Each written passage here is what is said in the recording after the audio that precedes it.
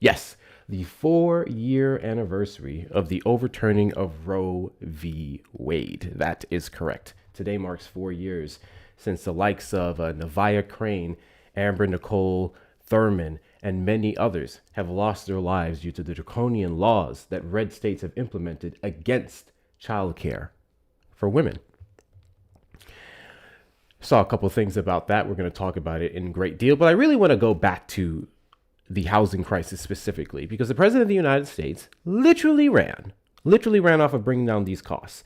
We have a Congress that seems to be divided on just about every single issue. Partisanship is, I would argue, separating the American people and dividing us into sectors that we shouldn't be in, which we should all prioritize things that help the overwhelming amount of us. But Donald Trump decided to once again play petty when he said that the SAVE Act has to happen, otherwise he may not sign that bill into law. I think that and more reasons is more than enough for individuals to regret their vote for Donald Trump. And if you happen to agree with me, if you happen to regret your vote, this live is a place for you to come up here and express all the reasons that made you get up off the MAGA plantation. Or if you are a Trump supporter and you do not regret your vote, it's costing us 10.8 billion annually. What is specifically? If you're not a Trump supporter who regrets their vote, you may also request up in the box. I can give you several reasons as to why you should. Steak King, did you vote for Trump? Yeah, I did. And do you regret your vote? Nope. Why is that? Because he's better for getting rid of abortion. Okay. My main reason. Why do you want to get rid of healthcare for women? I just want to get rid of abortion because it's murder. What leads you to believe that abortion is murder? It's the unjust termination of a human life. That is not the medical definition of an abortion. Do you know the medical definition of an abortion?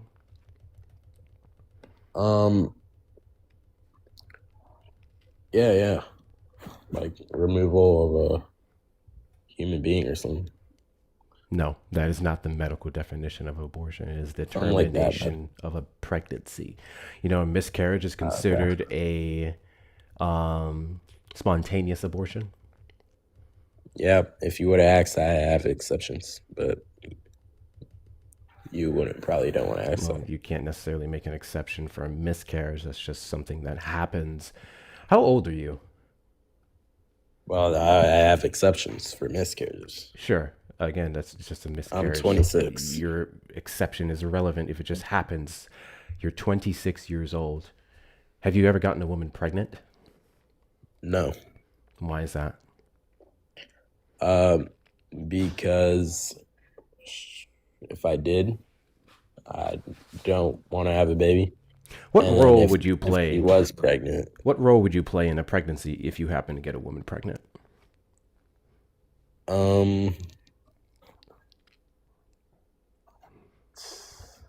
I don't know. No. I don't know. I would have You to don't think about that if I know. did. You don't know what role you'd play in a woman's life if you got her pregnant? Like I would take care of her, right? Listen, kid, You want to talk about something serious? you brought up abortion. No, And because I when she think did birth the baby, very like, I'm quickly, not gonna I think be like very a quickly you father. showed all the reasons why I really have got to stop wasting time speaking to children about abortion. It does I'm not 26. impact your life in any way, shape, or form. If you're 26, act like it, which means you should control yourself It and your doesn't body impact my and life. not impose whatever value that you have on another individual. No, abortions do not impact your life in any way, shape, You know or what form. doesn't? You know what also doesn't impact my life? Are you going to pivot now? No. What also doesn't impact my life is mass shootings, but I still care about human beings. Mass So shootings just do because it impact your doesn't life. directly impact my life doesn't mean I Mass shouldn't shootings care. do impact your life. How does it directly impact my life? Mass shootings directly impact your life in regards to legislation that could be passed to prevent it, in regards to red flag laws that we can vote on behalf of that can reduce mass shootings if we're able to catch them. That If we're doesn't able to catch directly these impact individuals my life. that would directly impact your life by directly having legislation on the books that can decrease the chances of you being caught in a mass shooting. Yeah, and same for abortion. No, abortion in no way, shape, or form is I want equatable to to a get mass shooting. legislations to get rid of it. How does abortion impact your life? Directly I or care for other human indirectly? beings. I'm not disgusting. You care for other human beings. Yeah, like a good person. Okay. You don't give a shit about the mother, though. I do. No, you don't. If you cared about the I mother, you would do. respect her wishes. But I know life is the biggest and most important thing we have. Yes, a certain term of life, form of life, is what we would respect and regard even in our Constitution. Are you a Christian? No, I'm not. Okay. Well, the Constitution determines here in the United States that all persons born or naturalized would qualify for the rights afforded under that document.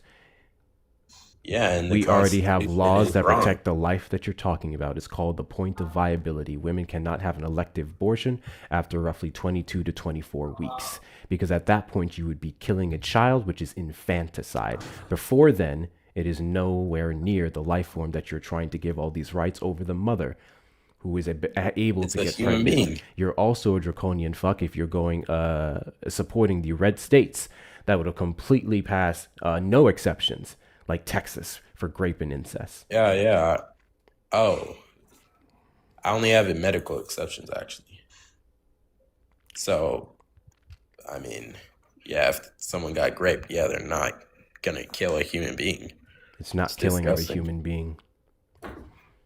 What portion of the pregnancy does you have a heartbeat? Or a human organism. What portion of the pregnancy does the fetus get a heartbeat? I don't know. All I know is the fetus is a living human organism. A human organism isn't a human being worthy of the same rights as the mother who has already lived a life. I think At it's any worthy of the stage. same basic rights No, of life. it's not. Do you think people should get tax It's cuts not off of a according to fetus? That's just the law. Do you think people should get tax cuts for a fetus? Sure. I don't really care. So you want to start affording tax cuts to people who get pregnant? Yeah, sure. If that's what we have to do to save millions of lives, then sure, yeah. Get out. Trump supporters request up in the box. You are the demographic of people I'd like to have a conversation with. If you're over on the tube side, you may call the number on screen, 737-295-5321. Yeah. We're literally I now don't know. saying anyone can get Yo. pregnant and give them a tax cut. That's fucking wild. Big Junior, did you vote for Trump? Yeah. Do you regret your vote? No. Why is that? I don't think a woman's fit to leave the country, to be honest with you. Based off of what? Women aren't naturally leaders. Based off of what? Women are usually nurturers and not leaders. That's why presidents before and the founding fathers of the country Do were you men. think nurturers are incapable of leading? Not to be the president. Do you think, no. Do you think nurturing negates leadership qualities and capabilities? Yes. Yes? Okay. Yes. Do you have children? Yeah. My son's right here. Say what's up, Ron. How old's your son? He just turned 12. It's not your fucking son. That was a grown ass man.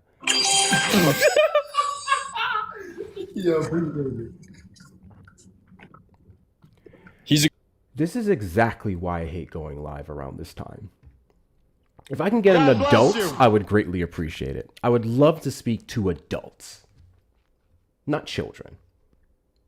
For fuck's sake. W's in the chat to Catherine for the $1.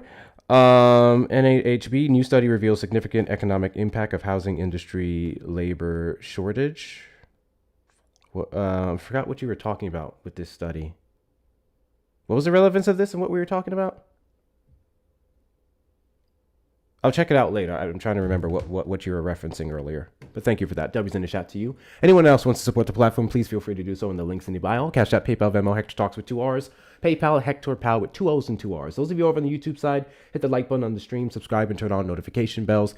TikTok, please double tap that screen. Let's get the likes up to 50K and beyond. Show the algorithm when to be here. It's going to be a weird night. Send your daily heart meets if you haven't already. Also, share out the live with your friends and family as well. Repost and add it to your story.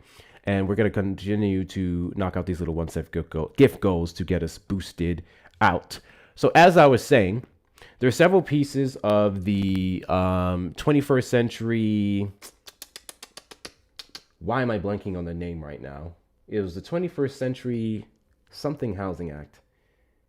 21st Century Road to Housing Act that I did want to go over. And I was talking about this with my roommate earlier today that I actually think is a good thing. First and foremost, the talking point that Democrats are not for deregulation is false.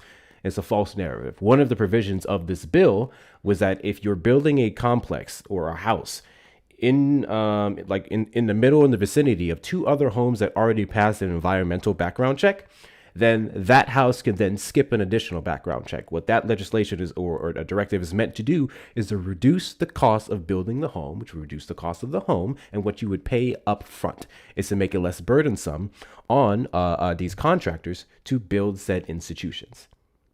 That's the whole point. That's the whole point. It's a great thing. It's a great thing.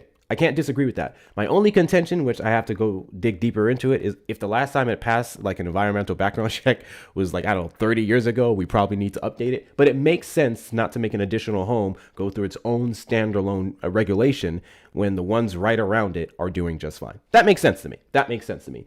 Another piece of legislation specifically, it was reducing a cap of a certain investment from 15 to 20%.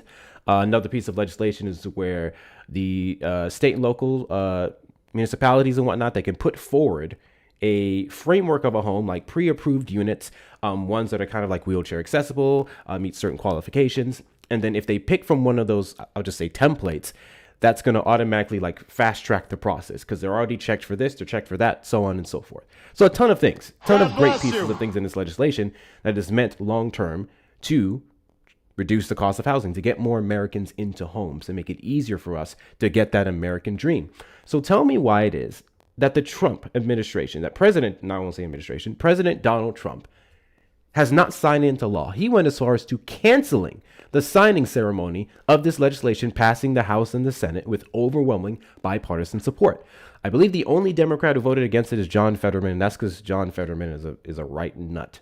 We don't really care about him. He's not smart. He's not smart. But the president, after running off of affordability, has done nothing to bring down the cost of homes. And when the legislation comes across his desk to where he can finally sign into law and do just what he campaigned on, he says no. Instead, he wants to direct your focus to a reflecting pool that he and his morons sabotage. Complete and entire sabotage. It's ridiculous. Absolutely ridiculous. Trump is the best president ever. You know, my favorite thing about that comment is? My favorite thing about that comment is that's all you have. Sicilian, 1968. That's literally all you have. It's easy to pop into a live and say, this thing is the best and this thing is the worst, when you actually have no substance to substantiate said claim.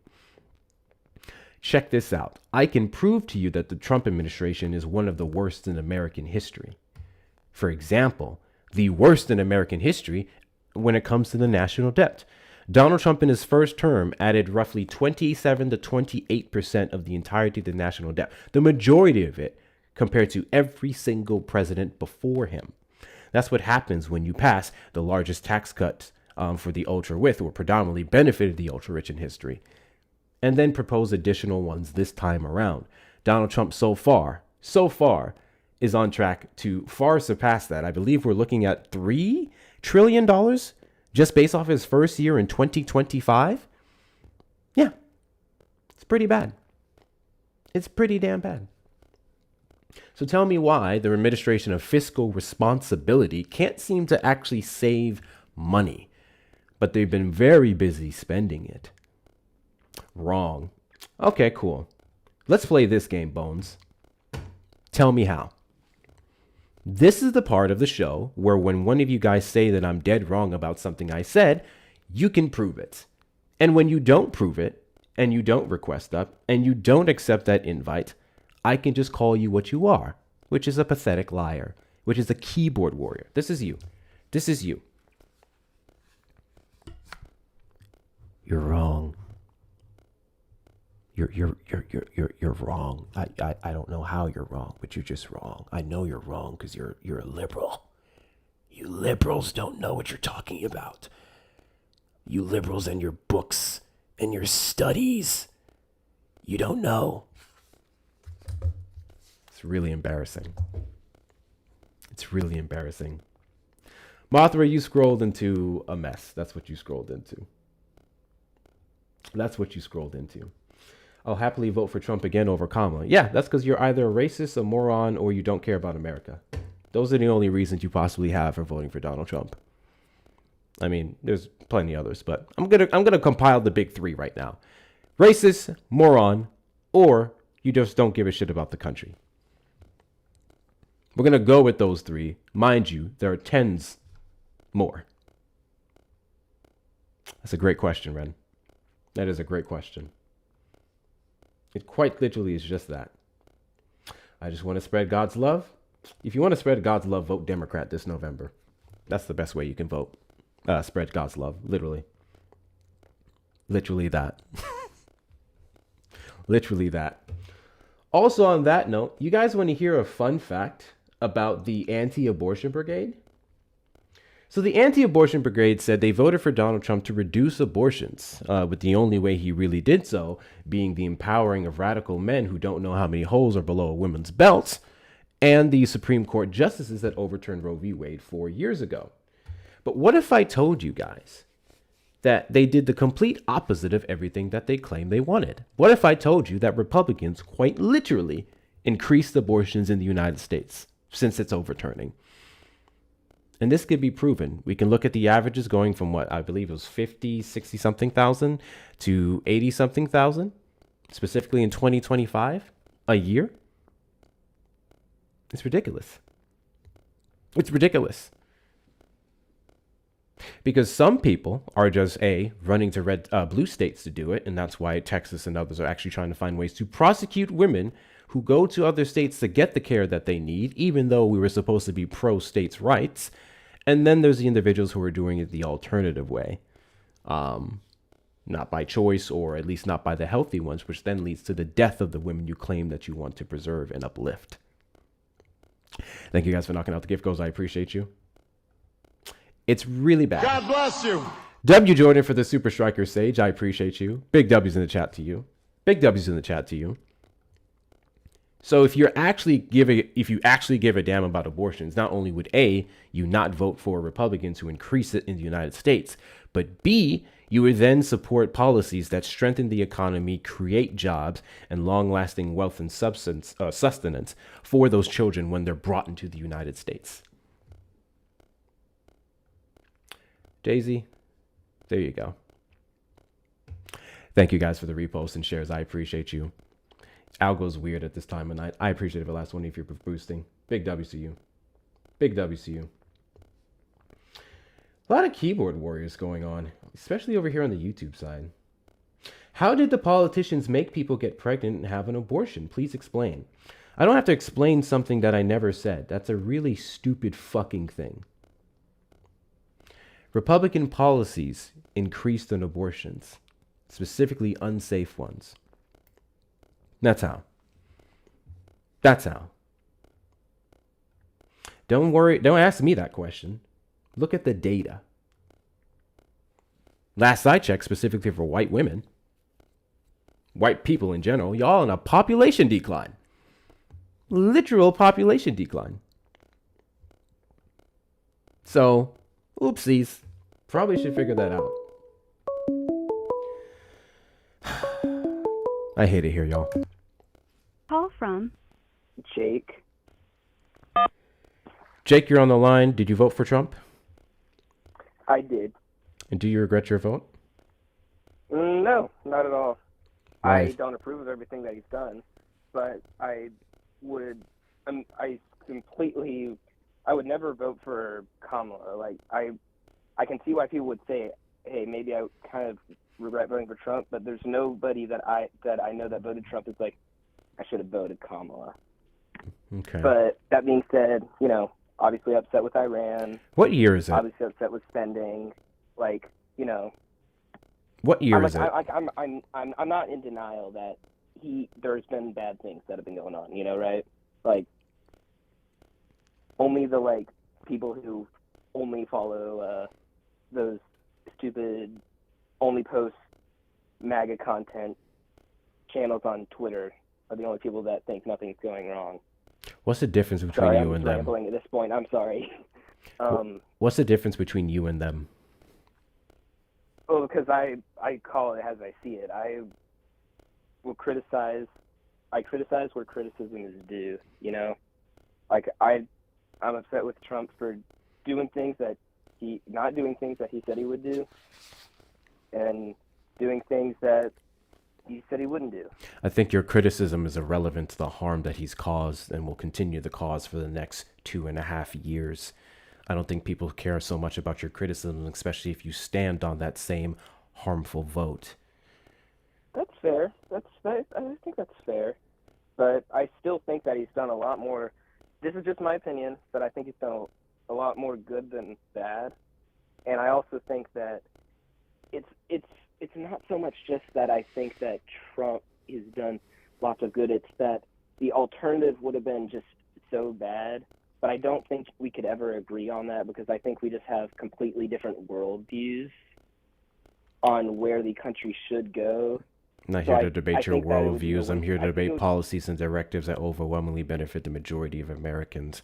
So go ahead and tell me what you think Donald Trump has done that's so good. I said I'm not here to debate your worldview. I'm here to debate policies and directives that overwhelmingly benefit the majority of Americans. What do you like that Donald Trump has done so far, and how does it benefit you in America? Well, I like that we've been deporting lots of illegal. Oh, wait, actually, can I ask you one question and then I'll answer that real quick? Sure. So it was going back to when you said that if people that actually care about abortion should want abortion to be legal because it would decrease the total number of abortions.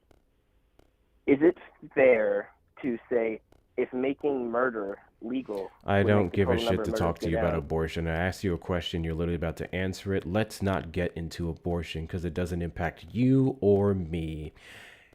Tell me a policy that benefits you in America. I have the exact same view as my girlfriend on abortion, but I don't give a shit. I just wanted to go back to that because you said that. I just wanted to go back to that because you literally are about to say something about immigration. Finish your thought process, yeah, okay, my guy. Okay, yeah, sorry, my bad. My bad. I was wanting to say that before I forget it. But yeah, so about immigration, yeah, I fully support the deporting illegals. I wish we could just start with, criminals and then eventually get on to everybody else. But, yeah. How does the mass deportation of undocumented migrants benefit you? Well, for one, they drain the welfare system.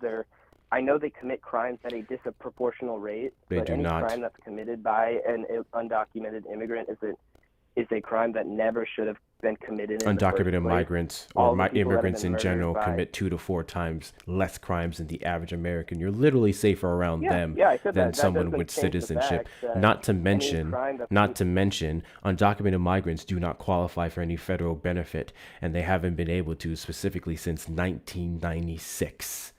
You realize that people will steal social security numbers to do that. And that in itself is a crime as well. Stealing. We don't have a gross number of prosecutions to substantiate that claim. Sorry, say that again. We don't have a gross amount of information at all, or studies, or prosecutions to substantiate that claim. It's Americans, if anything, are the majority criminals in that regard. Yeah, no, that's true that because there are more Americans, naturally they are going to. No, it's not just about there being more Americans. There's less immigrants. There's less immigrants overall in the United States, legal and undocumented, and they still are significantly less likely to commit any and all crimes compared to the average American. Okay, may I speak now? Mm-hmm. Okay. So, yes, they commit, based on data, they do commit less crimes on average than Americans. But any crime that is committed by an illegal significantly alien less is a crime that never should have committed in the first place. They should have been deported in the first place. So the fact that they commit less crime is irrelevant. No, you can keep going down that road of any crime that an undocumented migrant commits is a crime that never should have happened. We have laws for that. They're committing a crime by being here illegally, getting in here illegally. If your issue is criminality and undocumented migrants who would be violent and committing harm towards themselves or people of their population or American civilians, then you would penalize the corporations that are enabling said criminality by their employment of undocumented migrants. And Donald Trump and the Republican Party have done absolutely nothing to prosecute those institutions. Yeah, and I'm upset with Trump has not deported. They also hit Trump. I'm also upset with Trump. He hasn't deported nearly as many immigrants, illegal aliens, as he said. You know what he has done? deported He's 3 million. detained He a should fuck deport- ton of There's people, over 20 million that specifically came just in the Biden Americans administration alone. and legal immigrants here in the Sorry, United States. Sorry, say that again. Legal immigrants and American civilians are a part of a large portion of detainees. He's quite literally violated their rights, not only as Americans, but due process rights of undocumented migrants who are here in the United States, who have to be convicted of improper entry, by the way, to be illegally here, quote unquote, especially if it's within the first 365 days they are able to claim asylum. And majority of those are false claims, but God bless you. anyway, We were able to find that out when they're afforded due process. Thank you so much, Shauna, for the summer glass. I appreciate you. You don't care about crime. I don't know why you guys love to bring that up. If you cared about crime, then we would actually go after the individuals who mostly perpetuate it, and then you would have never voted for a 34 count convicted felon. Okay, yeah, I see how you don't really care about trying to be respectful. You're just trying to portray other side bad. I see. I don't know what I said that was I disrespectful. assume you wanted to be respectful for this. I don't know what I said that was disrespectful. Well, I'm you're sorry. just, Do you trying think to me put in there, calling? it's like, oh, Victor's Do you out, think okay, me telling you the president of the United States is a 34 count convicted felon is disrespectful? And you know what's funny about all that is that Can you answer my question? Convicted of that crime. That's not true. It's a class before. It E only ever been felony misdemeanors for in people the that have committed state convictions of that New. crime. You're wrong. You can say that's not true. You're all you want, but literally you are wrong. lying right It's now. a class E felony. Yeah, okay. There's Okay. been several hundred cases. Do you know why they None of weren't the charged as second- misdemeanors?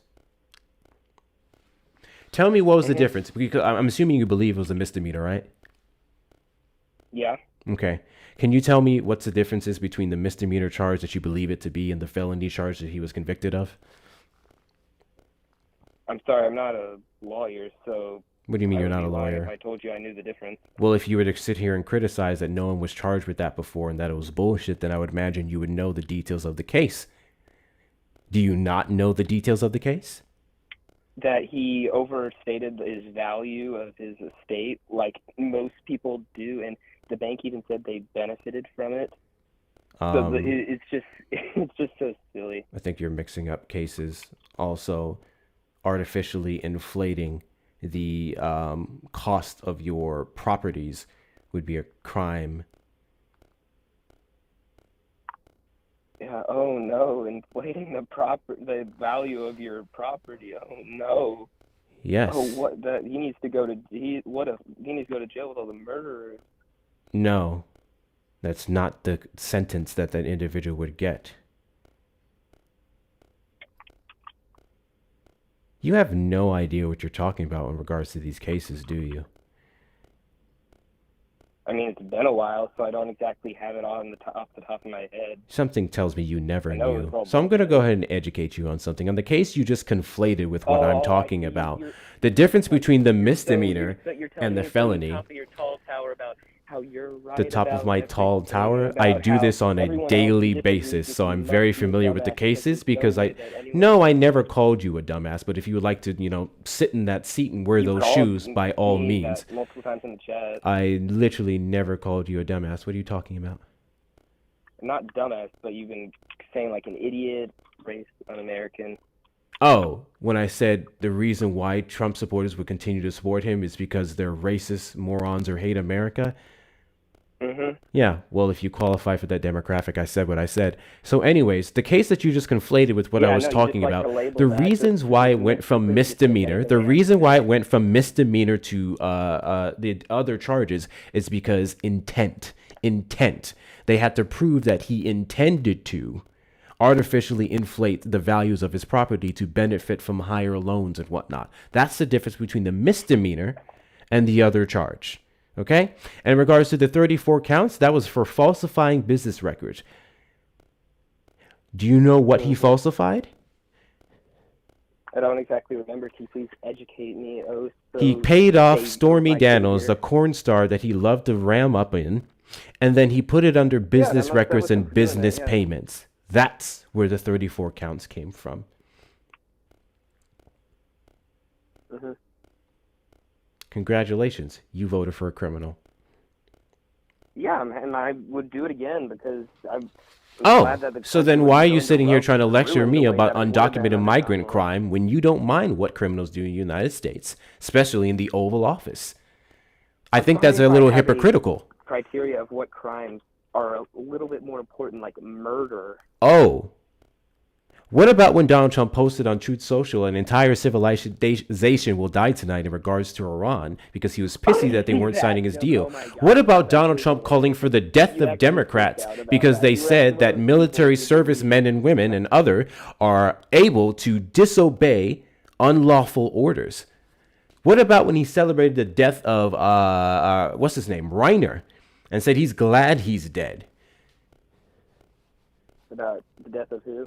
What about the January 6th rioting where he pardoned over 1,600 people, many of which went to assault over 140 police officers, which led to one of I them think most of dying those a couple pardons were days later? warranted. What about when you celebrated the death of Charlie Kirk? When did I celebrate the death of Charlie Kirk? Pretty much everybody on your platform. Pretty much liar. openly Yeah, does. nice try. Oh, and I'm the liar. Okay. Yeah, you are. Yeah. Okay. Yeah. What do you know about Donald Trump? I know that he doesn't think that we should have be transitioning our kids. Detransitioning our kids? I know that he doesn't think that we should be transing our kids. Here's a post that Donald Trump made. Thank you guys for the follows. Here's a post that Donald Trump made on March the 5th of 2026 at 10:39 a.m. The Save America Act, Section 1, 2, 3, 4. Let's talk about Section 5. No transgender mutilation surgery for children without the express written approval of the parents. Mm-hmm. Donald Trump is not against transgender surgery. Yeah, no, it's fine if it's. I don't mind if they're 8. I don't mind if they're 18. No. You can do what you want if you're 18. No. I'm fine with No. If you need the express approval, written approval of your parents, then you would be under the age and need their consent. Donald Trump didn't give a shit. that. Okay. Just in case. Oh, yeah, I forgot. I have this on TikTok. Let me put it up on YouTube for you guys. Should have to find the post. I had it saved here automatically in my TikTok list. Up, found it. Let me rename it here. So now, what is your argument? You said he doesn't believe. You said he doesn't believe in a thing that I was able to disprove you on. Would you like to move on again? Listen, I am a homeschooled. I know more than you. Everybody that disagrees, you must be a dumbass. I know more than you, my guy. Racist. Don't no. Don't project that into un-American. other individuals. I know more than you. That's the Okay. difference. Yeah. You have proven absolutely nothing in this What college conversation did you go about your to? gross lack of intelligence. Dude, I never said I went to college. I'm a homeschool dropout. Did you go to Yeah, college? That explains it. Well, explains what? Oh, nothing. No. What does that explain? Just your lack of intelligence. Oh, my lack of intelligence? Okay, let's go bar for bar. What are the 3 branches of government? Legislative, executive, and judicial. Which branch does the President of the United States reside in? Executive. Which branch does the FBI reside in? That I will say I don't know. I'm pretty sure. Oh, interesting. But I know it's not judicial. What are the 2 main bodies of Congress? Yeah, they're bicameral, so there's the House and the Senate. Which one does Jasmine Crockett serve in? Is she a senator? She's a senator, right? Then she's in the Senate. I No. believe she's a senator. Oh, she's the House of Representatives? I thought she was a senator. I thought she was a senator. My bad. I thought she was a senator. Is she not? I'm genuinely asking. I actually don't know. Jasmine Crockett is a congressman. You want to try and insult my Congresswoman. intelligence, woman? Excuse me. You want to try and insult my intelligence again? Hmm. I mean, I knew pretty much everything that you said. No, you didn't.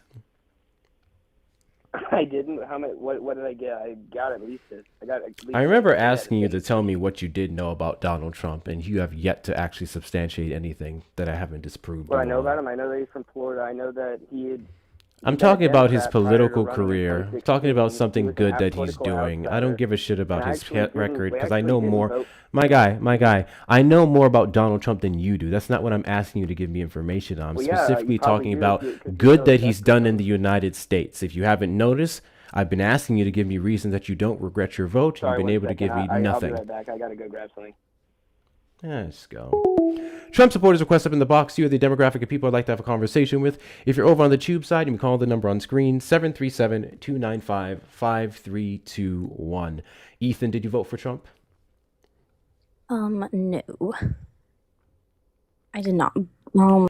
Trump supporters only, request up in the box, please. Trump supporters only, request up in the box. If you are not a Trump supporter, you are not the demographic of people I'd like to have a conversation with. I have a show to run. Really quickly, let me show the YouTube side what I was talking about, because you guys are going to deny it. So I just wanted to make sure that you couldn't. This is the post that Donald Trump made right here on March the 5th of 2026. If you hone in on section 5, you'll see what Donald Trump himself said. So while you guys are sitting here arguing against this, Trump doesn't care. And he even called it mutilation surgery. Congratulations, you played yourself. The Trump administration have been playing you guys on transgender topics literally since he stepped up on the stage in 2016. I don't need to pull up the video of him literally saying, I could care less what bathroom Caitlyn Jenner uses in Trump Tower. And then he realized, in order to enrage his base and give him more clout, that he should walk that back, and changed his mind and ran off of a hot button issue, even though ultimately Donald Trump doesn't care about transgender for everyone. He knows it's not a main issue, but he just knows you guys are too bigoted to understand. Congratulations. Once again, hopefully I can get a conversation with adults who actually knows what they're talking about, because I feel like I've just been talking to a bunch of freaking children. Yikes, man. Is this the best y'all have? And shout out to the Erica Raiders, by the way. Shout out to the Erica Raiders. Let's get the likes up to 100K. Thank you very much, Shauna. Let's double tap that screen till the heart bar gets full. Knock out the little finger hearts here. We have 100 more of those to go. Help us get boosted out on the FYP. If you have not sent your daily heart me's, please make sure that you do so. 1 coin a week. You get a couple cool stickers when you do. If you haven't shared out the live with your friends and family, do that as well. Hit the repost and adding to your stories. There's nothing that Trump understands. There are things that Trump understands. Trump understands how to be one of the most impressive con men I've ever seen. God bless you. Granted, that impressive behavior that I'm talking about is just his ability to manipulate people who don't know what they're talking about. Thank you so much, Tate, for the finger hearts. I appreciate God you. bless you. He also said he was fine with trans women being in his pageants. That I did not know. I actually did not know that. Hoping for a MAGA who knows anything is a tall order. I know. I know. I do. I really do. I was trying to figure out. I want Trump supporters to tell me, why is it that the country can't come together when it comes to bipartisan issues like the housing crisis, the affordability crisis? That's what I wanted Trump supporters to come up and talk about. I would think at least this would be the one day that we host a live where I can actually get some agreements with Republicans. That's what I thought. What do you say to someone who defends the war because of the nuclear weapon narrative? It's a bold-faced lie. Simple as this, and you can double check this. The IAEA reported in 2021 that Iran has 60% enriched uranium. From 60% to 90% can take a matter of maximum months and little as weeks. Why is it that they didn't bomb us for 4 years? That's all. Any Trump supporter or any person who tries to argue the nuclear weapon argument needs to understand that for the most part, most countries have nuclear weapons just as a deterrent. Let's keep it a buck. And the United States is the only one who's actually used one. And if Iran wanted to bomb us, they could have in 4 years, 2021, 2025, but they didn't. When they use the nuclear argument, you can remind them that February 26, 2026, 2 days before we started the war in Iran, we were negotiating with them a deal just to come full circle with the MOU and giving them things that we should not have. That's what you can tell them. Anyone who makes the nuclear argument is just like, I don't know, stuck in Trump rhetoric land. That's the best I can give you. That's the best I can give you. Like, first off, Iran's not stupid. They're not stupid. I want to make something super duper clear. If they ever did that to us, they're done. We have the strongest military in the world. We would respond in kind. They're done. And I don't think anyone would come to Iran's aid. So there's that.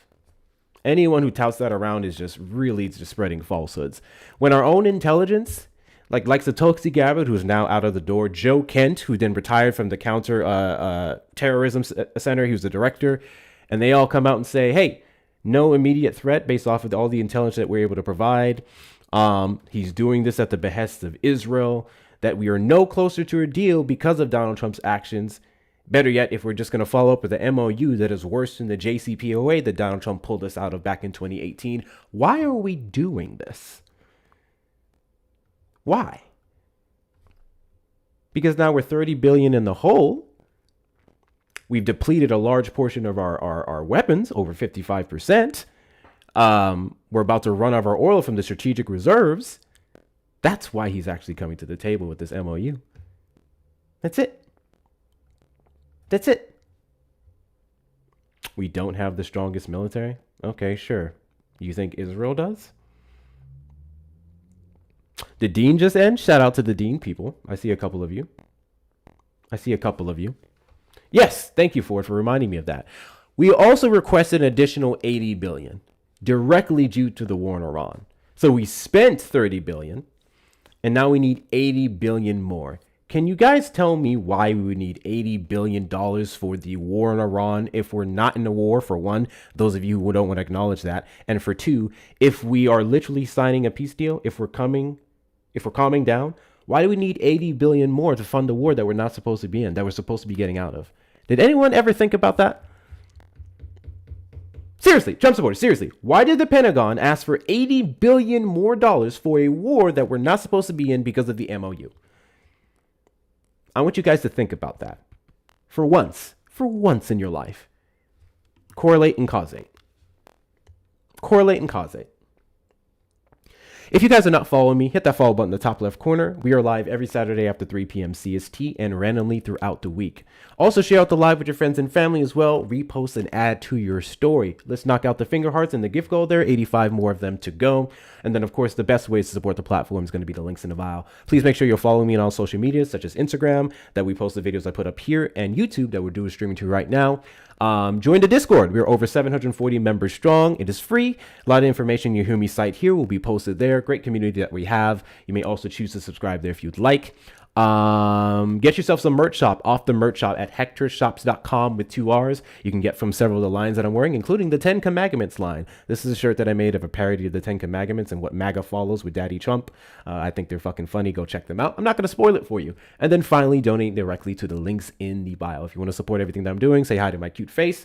Cash App, PayPal, Venmo, Hector Talks with 2 R's, and Cash App and Venmo, PayPal, Hector Pal with 2 O's and 2 R's. If you're over on the Tube side, you may send a super chat or a super sticker. But speaking of tubers, hit the like button on the stream, subscribe, turn on notification bells, and if you want to support the platform, super chat, super sticker, or consider becoming a member, like Random Citizen there and Sean. They get a couple cool perks when they do. Are they down in the comments arguing communism again? Yikes. Trump supporters request up in the box. You are the demographic of people I'd like to have a conversation with. If you're over on the Tube side, you may call the number on screen, 737-295-5321. Don't be a chicken shit. Be a bipartisan shit. Be a bipartisan shit. If you think one of the issues in this country is division, let's talk about bringing it together. And I want to make something super duper clear. The first step that Americans need to make, Republicans, Democrats, Independents, the first step we need to make to making a more cohesive America is dumping Donald Trump, erasing his name from the history books, undoing the majority of policies that he would have passed. That's how we do it, because the majority of them are negative. The majority of them, as we've seen so far, has been harming Americans. The best you guys have is the stock market, and low encounters. Low encounters at the cost of putting us on a human rights watch list internationally, at the cost of dead Americans that were shot and killed in the back, in the face, undocumented migrants or legal immigrants even having their due process rights violated, less tax revenue for local businesses because these individuals would have been paying said taxes, a lower workforce, which has played a part in increasing our prices of food, and then, of course, the war in Iran that's brought literally everything up. Friendly reminder that your dollar holds less weight now than it did at the end of Biden's term. Your dollar does not go as far as it did at the end of Biden's term. For all the energy we have for the old sleepy president, he seemed to know what the hell he was doing when it comes to the economy. Just a thought. Just a thought. Man, you are good. I don't know what I'm talking about, Army wife. I'm a homeschool dropout. Every time I say that, I get a message from one of my mods. They hate it when I say that. They hate it when I say that. I think it's a compliment to me. I think it's a compliment. First off, I know quite a bit of shit. I was the last generation, one of the last generations that wrote in cursive, did math drills. Bruh, y'all ain't got shit on me. I did not know. Actually, hold on. I just looked this up the other day. Give me a second. I'm trying to remember, when did public schools stop requiring kids to write in cursive? Give me a second.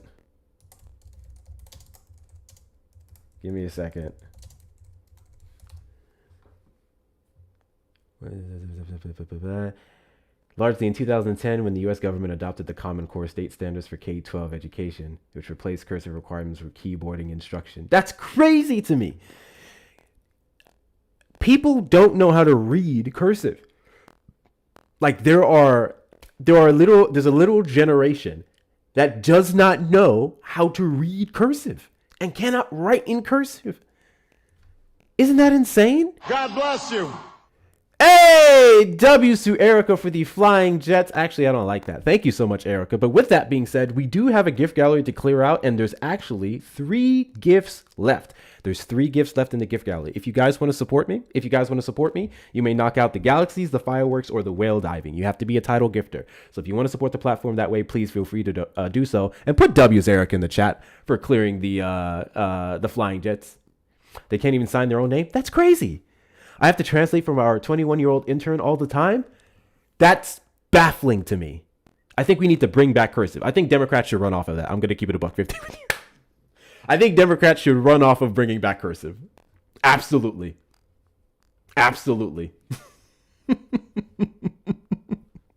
They really should. Bro, we had to do little writing drills. We had to practice writing it fast. That part I never did. I'm not gonna lie. I write in cursive, and only cursive, but I do write slow. It takes me a minute to write a letter if I ever needed to. But yeah. I kid you not. I dropped out of homeschool, bro. I woke up one day and looked at my mom and said, I'm not doing it anymore. Of course, I went on and got my GED and I educated myself, but I just like to say it because it's funny. And then to the individuals who then come up on you on a daily basis, Republicans specifically, and when I say that, they'll go, you don't know what you're talking about. Oh, you're a homeschool dropout like that last kid said? Makes sense. But you don't even know the bare minimum that I do. So clearly, W homeschool dropouts. Homeschool dropouts are smarter than the average Trump supporter. I'll take it. Actually, that's not much of a compliment. The bar is kind of low. I'm going to keep it $1.50 with you. I'm pretty proficient. I can even write the Z in Q. The Q fucks with people. That's actually impressive, Tismo. The Q fucks with people. Who is Reptar? Irrelevant. That's what Reptar is. Irrelevant. That's very true, Neely. You're damned if you do and you're damned if you don't. They hate it when you know things because then it makes them look small. And they hate it when you don't know things, which is a lie. I'm gonna make that super clear. Actually, I don't agree with that part, Neely. When the president of the United States gets up and says, "Smart people don't like me," when the president of the United States is complimented for being the best, most brilliant president, and then America, thank you, Pickles, for the hat and mustache, and then no Republican bats an eye when he says, "I love the poorly educated," and 77 million people, thank you, Sharon, for the fireworks, I appreciate you, 77 million people don't bat an eye, are unfazed by that comment. I think it says a lot. When the president of the United States says, "I can shoot somebody down whatever avenue," he said, and they would still support me, and then you still go and support him, you enable all the crap that he's doing now. You do. You do. It is what it is. Fifth Avenue. Thank you, Rocky. He can shoot someone down Fifth Avenue and no one would care. I think that was super duper telling. I think the fact that he couldn't... what was it even? Acetamin. Well, how do we say that? I think when he didn't know he was the president of Puerto Rico. He resides over Puerto Rico. I think when he actually suggested nuking hurricanes. I think when he said magnets don't work underwater and the windmills are killing all the birds and whales. I think that told you everything you needed to know. I'm gonna try to be bipartisan though. I've been a little scorched earth. Josh. Josh, you're on the line. How you doing tonight, buddy? I'm doing good. So I got a quick question. I watched a few seconds, and I don't really watch political shorts. So, what is the stance? What's going on? What is my stance? Yeah. So I like to play this fun game, and please don't take this as an insult or anything. I legitimately just like fine. to stimulate stuff. I like to make people think. I think the average American or a human being is able to access at least 10% of their brain capacity, or up to 10%. So I like to enable people to use it. What do you think my live is about? Your life or political Live. opinion? You're currently in a live stream, and the topics are Oh, up there. live. Yeah. Communicating with people. True. Letting your voice be heard, and everything else is just what's in between. Is that about right? Yeah. So specifically, this is episode 101 of a show I call Defend the Indefensible. The topic is Trump supporters, do you regret your vote? So I host this live on a daily basis because there's a growing number of Trump supporters who are tired of this administration and their lies and their antics and the destruction of American civilization.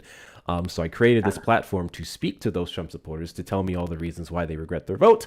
And then, of course, the majority of the time, it's Trump supporters who don't regret their vote, arguing with me about how the Keystone Pipeline affected gas prices. So there's that. But yeah, I do try to encourage conversation with two opposing views because I think that's how we keep engaging in dialogue. I think that's healthy, right? Regardless if we disagree. So that's what I try to do. But I also do spend a lot of time shitting on people, and I think it scares folks. So there's that. You are welcomed. I'm not the smartest, but would you like to hear my views on it? Sure. Are you a Trump supporter? That is a hard thing to say. I'm a generalist. I grew up conservative, but about 3 years ago when I came out as gay, my parents did not accept that. Oh, and sorry about to hear a that. year ago, I've talked to left-wing people, and they are sporadic, at least in my area. So I try to be a generalist. Okay. But did you vote for Donald Trump in the 2024 election?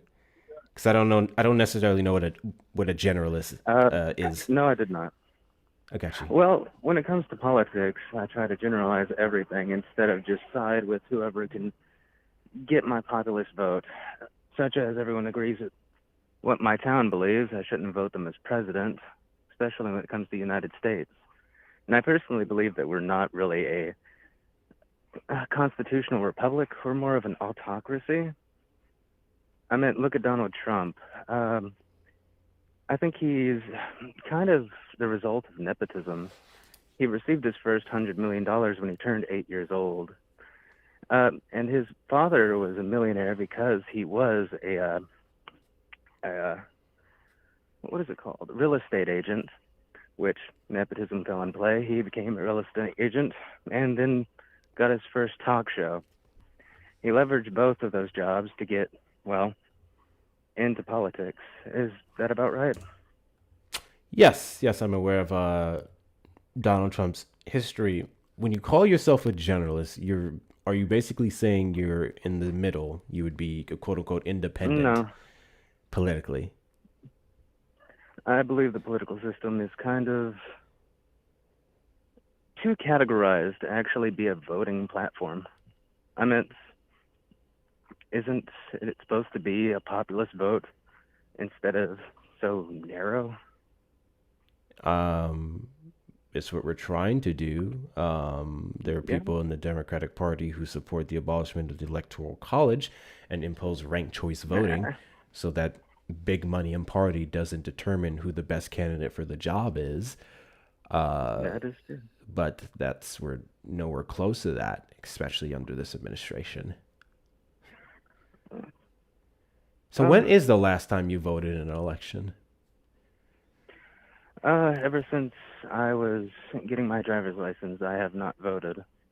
Mostly because my family would make me vote for Trump.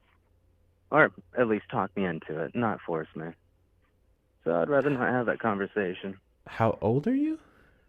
24. Okay. So you've been able to vote at least in the last 2 elections. How could your family make you vote for Donald Trump? There's not really that good of options. So I would like me to have a good option, and Donald Trump was the best one. Now my father has changed his mind, happily.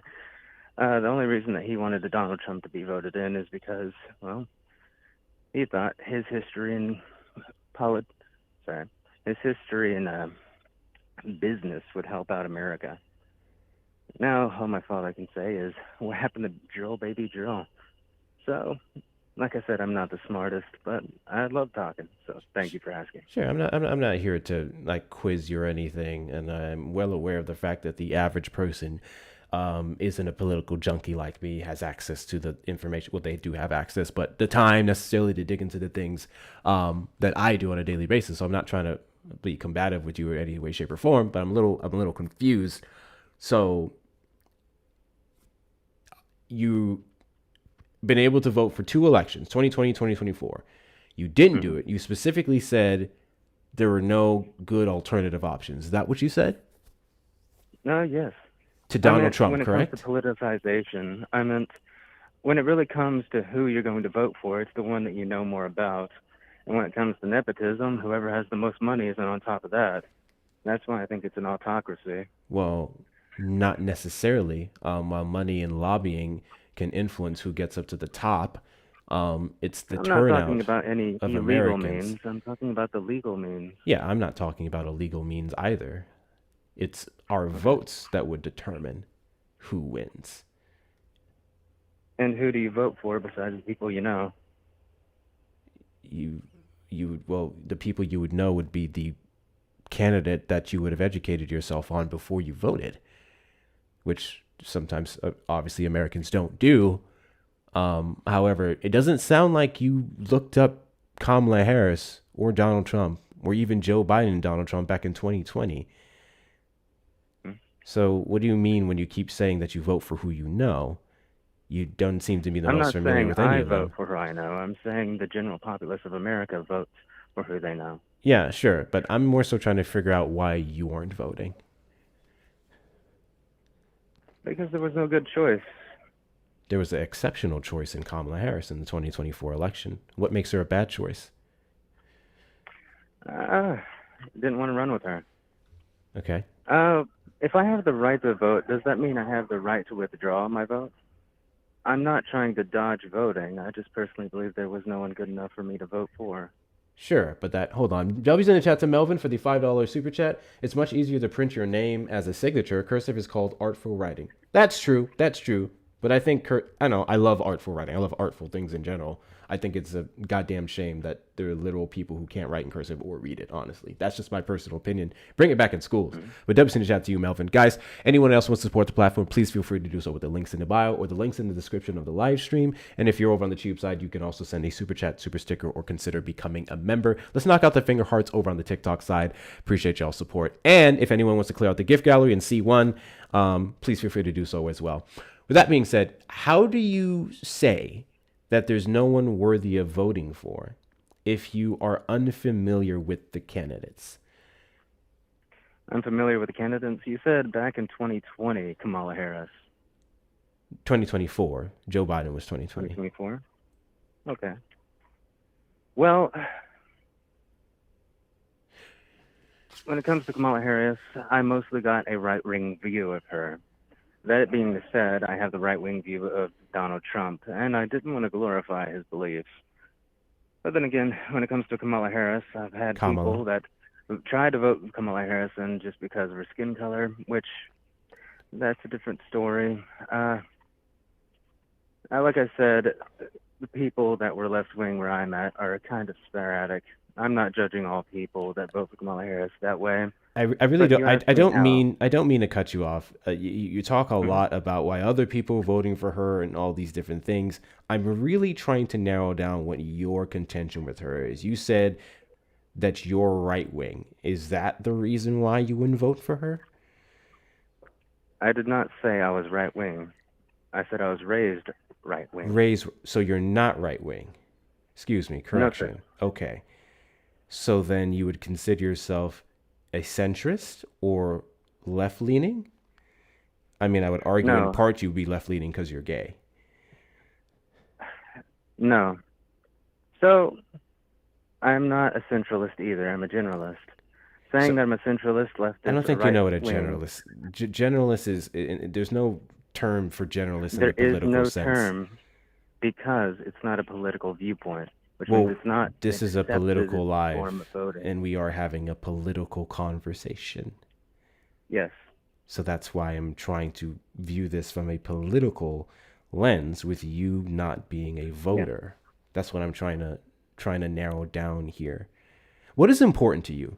If you were to name me 3 things that are super important to you, 3 things that you want to see in America, 3 things that you at least maybe want to see the government do, what would those 3 things be? For America to do, generalized, and would love to see within the political climate or just in general, would love to see it. Either or. Bring back the gold standard. Barter and trade should be coming back. When it comes to people making designs for their own business when it comes to foods and or products, I would like them to have an easier way to get rights for it and to keep their rights. Okay. Interesting. So why do you think we need to bring back the gold standard? It's shiny. I like gold. You can just get gold then. Yeah, but when it comes to the gold standard, wouldn't it be more, well, taxable? I mean, think of minimum wage within a small town versus a larger town of 20,000 people. There are small towns in America with 200 people, yet the minimum wage is still the same. So small businesses can't really pay them as well when they don't have as much foot traffic. It has nothing to do with the gold standard. Well... And you mentioned rights for people in their art and music and stuff.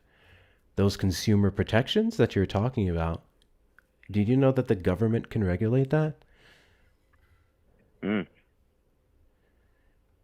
And some of the protections that we have so far have been passed in Congress. Collector. Did you also know that a type of metal can be drafted? Back in World War II, platinum couldn't have been used by jewelers or anything like that. Okay. Yeah. Well, if you are kind of antsy about me not answering questions right when you want me to answer them, at the beginning of this, I asked you what your political stance was, and you said you wanted to play a game first. I think I've made my political stances pretty clear. Also, you just really haven't answered questions at all. It's not so much about the time you're doing it. May I say something? Sure, Erica. I did answer them, but they weren't good enough. I said it was generalized by the people that I know and how they describe the political party. You didn't answer the question on what your issue was with Kamala Harris. I did. I said the people that I know are voting her in based on the color of her skin. And I said that So wasn't good you enough. know someone who said the only reason I'm voting for Kamala Harris is because she's black. I'm not black, Indian. She is black. Oh. I You want see to the remind problem, you. I want to remind you that you called into the stream and you said you don't know much about politics, which implies you don't know much about our political candidates. So when you say she's Indian, you're wrong. I And did I'm- not say she was Indian. What did you just say she was? I didn't say she was anything. I said the person that I know said she was voted in. She was voting them in. Chat, Because they were Went Indian. to am I tripping or did he not just say she's Indian? he just said that she's Indian. Yeah. When you say I she didn't- is, you said she's black. He said she's Indian. Okay, Erica, hold for 1 second. I'm just gonna do a quick Sure. replay, and then just give me a second. I said no keep saying it. Indian, not. Ay, ay. You said Go what? ahead. And that was in response to what the person has said. Okay, Erica, About hold for that. 1 second. I'm just gonna. You didn't answer the question on what your issue was with Yeah. Kamala Harris. I did. I said the people that I know are voting her in based on the color of her skin. And I said that So wasn't good you enough. know someone who said the only reason I'm voting for Kamala Harris is because she's black. I'm not black, Indian. Did you hear that, caller? Yeah, I didn't call her. I didn't. You call her said Indian. not black, Indian. In response to your question of, do you know anyone that said that she was black, being voted in because she was black? And then you responded with not black, Indian. Hmm?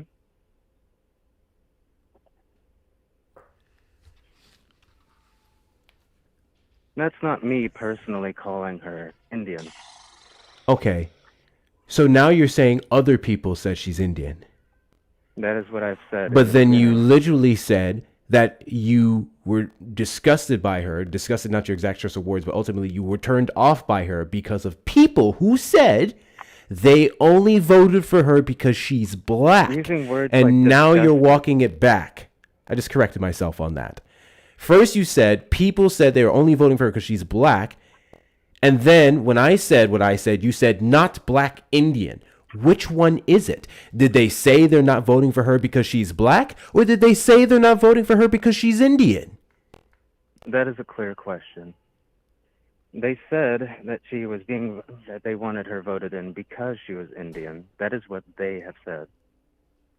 And that viewpoint was not good enough for me. Like I said, I'm not a smart individual when it comes to voting. And I like to know my political views within the small town that I'm in. When it comes to people, I try to surround myself with good people. What does And her when it comes to being voting- black, let me be clear, because those people are uneducated too in regards to her race. What does her being black have to do with what she would have done for the country? And why are you basing your opinions on who to I not did like not. and vote for off of what other people say? Because as you what said, other your people- dad said that he voted for Donald Trump because he was a business owner, he was going to do all these good things. And now your dad clearly sees that he's doing the opposite of what your dad voted for him to do. So And I that is listen. a little, slip up, or how, thank you guys for the follows. That shows the error in making your political decisions and positions on people based off of others, because those other people could be dead wrong, correct? Can I answer it truthfully? You It's can, because I'm scared for America. I am if you were 24 years old. When I got the right to vote, don't you think when you get the right to vote, you actually start thinking of it? Who should you vote for? Who should you put in charge of more people than you've ever seen? Past 2 years, I didn't vote because I am scared that I God bless you. Choice. Well, I think if you're scared about where America is going and you want to So I listen. curb it, I think you would vote for the person who would have been curbing the destruction of the country really quickly. I think we need a palate cleanser. I like to play something funny. I think it's gonna make you laugh. Have you ever heard Jimmy Barnes? You know who Jimmy Barnes is? No, unless he's a comedian, no. He's a musician. Have you ever heard Jimmy Barnes scream? No. It's the funniest shit. I want you to hear this. I want you to hear this. This is Jimmy Barnes screaming.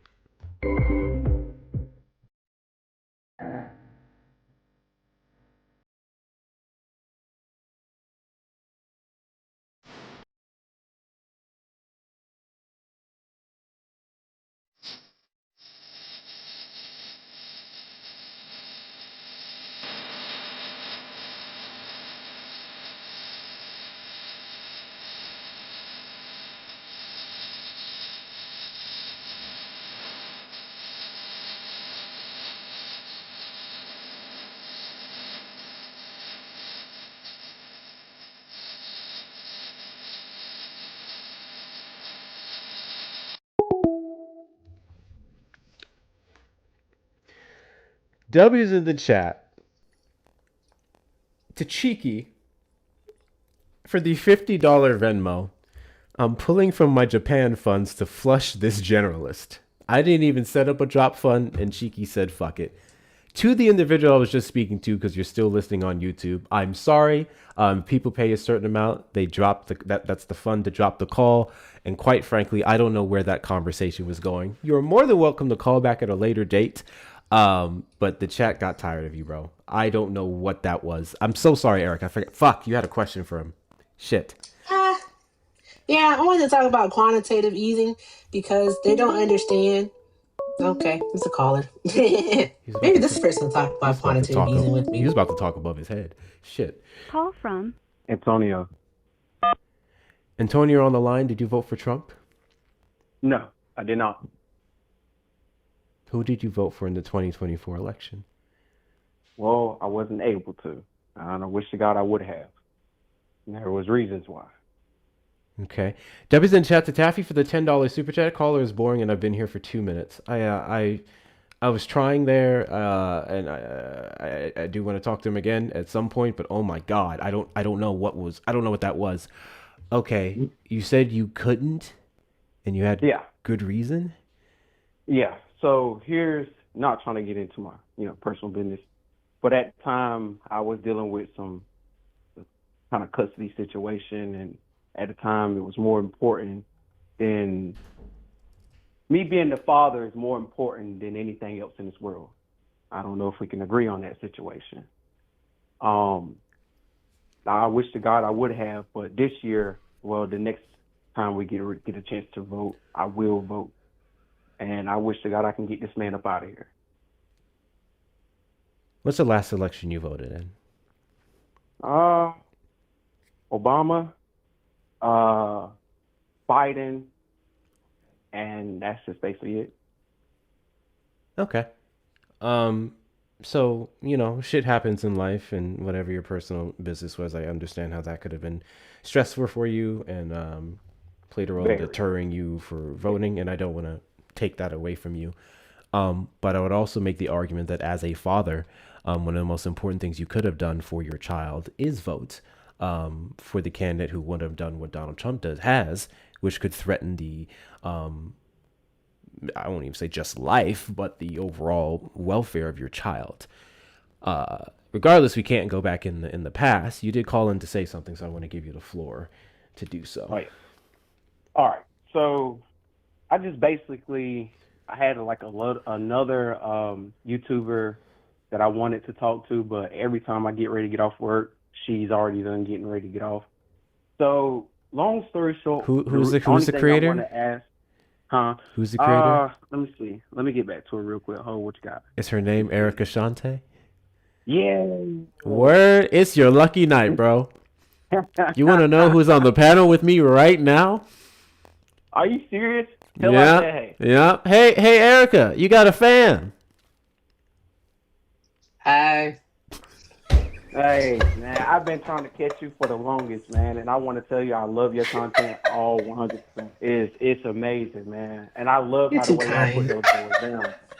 I get So, like, real nervous when talk. people say they want to talk to me. I ain't gonna hold you. What do you No, want to talk to no, me no. for? What I do? So, Shit. check me out. So, I'm a 5-year United States Army veteran, and I Shout out deployed to you. over different things. And my thing is, like I said, I was dealing with some custody situation, and like I said, this is not here what we're talking about. But my Mm-hmm. thing is, like, I'm just so confused, and the things that I witnessed over the years, kind of like the whole situation with ICE, the whole situation with, with this whole pool situation, and I'm like, why the fuck are we talking about the pool and everything else? Well, we need to go back and worry about why this man just snatched somebody up out of the country. Like, I Right. understand that whether they like the man or not, whatever he did, but ain't no previous president has ever done a crap like that before. That The part. whole situation with talking about invading another country and all this other kind of crap. I'm thinking, like, are these people really serious about letting this man stay in here? Now, if it would have been somebody else, they would have done tried to drag him up out of there. So And I'm would have. confused. And Well, go ahead. I'm sorry. I was just gonna say, but the thing is that I don't, I don't really think that Trump is like an enigma. Because I know there's some things like that about him that can't be explained. People's like unyielding loyalty to him. I just think Mm-hmm. that with Donald Trump, he is truly a reflection of like what the country unfortunately is right now. And there is a whole demographic of people who I'm gonna say it, all right, because they hate when I say it, but I'm gonna tell you. It was a white man, all right. A whole lot of white men felt that they were being left behind and that they needed to basically get their footing back on that first place mantle, right? They felt Uh-huh. that things that they had worked extremely hard to have only for themselves, other people were getting. Because one thing that we do know is that the progression of any other group, all right. So basically, what is it that they say typically, Hector? Equality looks like oppression to the privileged. And so when they saw that, that's why Trump was able to say in 2016 when he was running for president, "I am your retribution." So Damn, I wow. think that, yeah, I think that's what basically is going on here. And a mutual of mine put it well. He's a white dude himself, but he said, yeah, this Mm-hmm. is their extinction level event. Their extinction burst event is what it is. They're doing everything that they can to maintain dominance.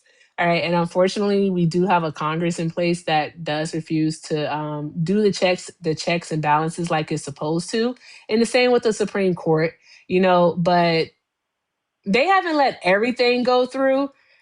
But that's why it's important that if you don't early vote and you want to go to the ballots November 3rd this year, you just make sure that you do vote and you vote for your House of Representatives, because we need to get a new Congress in place that's really going to, grab him by the neck and, force his ass to drink the waters of equity and equality. Like, force him to do it. He can't keep getting away with this nonsense. And you absolutely right. And see, my thing is, like, I've always wanted to ask you. I don't know if you actually seen any of the the messages that I post inside of your screens. Well, I was like, yo, dude, come on now, let me on, because I tried calling a few times last night, and I'm like, come on, man, Uh-huh. what is this dude talking about? He talking stupid. And I'm like, man, like, because only thing I want right now is if you guys can give me a basic rundown. But before we get a basic rundown, I want everybody that's listening or whatever the case may be, this country, the American country, all right, United States of America, all right, Hmm. is this not belong to the Native Americans before anything? Yeah, to the indigenous folks, yes. In my Yeah, opinion, okay. yes. And as long as I've been remembering through the history that I was taught, how can I put it? This country was stolen from other people. So how can they say everything that they say? I just don't understand that part. Well, African Americans once that you run for take the assembly. something, I say once you take something and you claim it as yours for so long, you start to forget how you actually got it. But the thing is that Exactly. I really am enjoying this conversation. What I would say is, I'll make it a thing. I'll do it. Can't do it next Wednesday. We got fun and facts next Wednesday. But like, if you're able to tune in during like one of the YouTube only lives that I like to do, then I'd Hmm. be happy to take your call. Just let me know what's your name over on the tube, It's just my first and last name. It's Antonio. You will see a picture of me and my daughter up there. Antonio. Okay, Uh-huh. bet. All right, so I'll remember Antonio. I can do that. That's my uncle's name, so I can remember that. And That's a good name. when you just let me know that you'll be calling in, and I'll make sure that I'll answer for you. All right, and I have my godmother, and she's into a lot of politics, and Awesome. she's been wanting to talk as well. And when I say we can't stand that man, we cannot stand that man I at believe all. it. Not too many people And and can. Dude's a piece of shit. and I'm just confused. I just want to ask you and the other person that's That's basically in Hector charge of this, with two R's. Hector. I'm sorry. Um, what is this whole thing when anytime you ask someone that is a mega, you ask them a specific question, they be like, oh no, I don't even know what you're talking about. Like they defend this man, even though all the bad stuff that he's done. Like, why do they do that? I'm just so confused. Hector, you want to take it? Yeah, sure. To anyone who's confused, the reason why I was laughing is because of the way Erica answered. That's what's funny to me. She said, "Yeah." I don't know. It just took me out. I'm sorry. It was funny. In regards to why they deny reality, essentially, I think it's a combination of things. I think it's a combination of being poorly educated, and I'm speaking politically. I'm not speaking about degrees in school and stuff. Politically, being poorly educated, it's a degree of an uncomfortability of being wrong. Which, funny enough, my roommate and I were just talking about this today. I think it's actually a huge human problem where people are uncomfortable with being wrong because from like youth, we're like beaten if we're wrong about answering certain questions. Some people, anyways, certain generations were scolded, so on and so forth. So there's like an irrational fear of being wrong, especially when you built your entire identity on a conservative platform or Republican values. Not to mention, niggas don't read. Niggas, wiggas, everybody. Folks just they don't read. They expect everything to be spoon fed to them, especially politically. They'll complain that they didn't know something about Kamala Harris, but never picked up their phone or computer to look up the thing that they were so concerned about. So that's ultimately it. And also, Trump supporters are xenophobic, racist, sexist, bigoted, trash.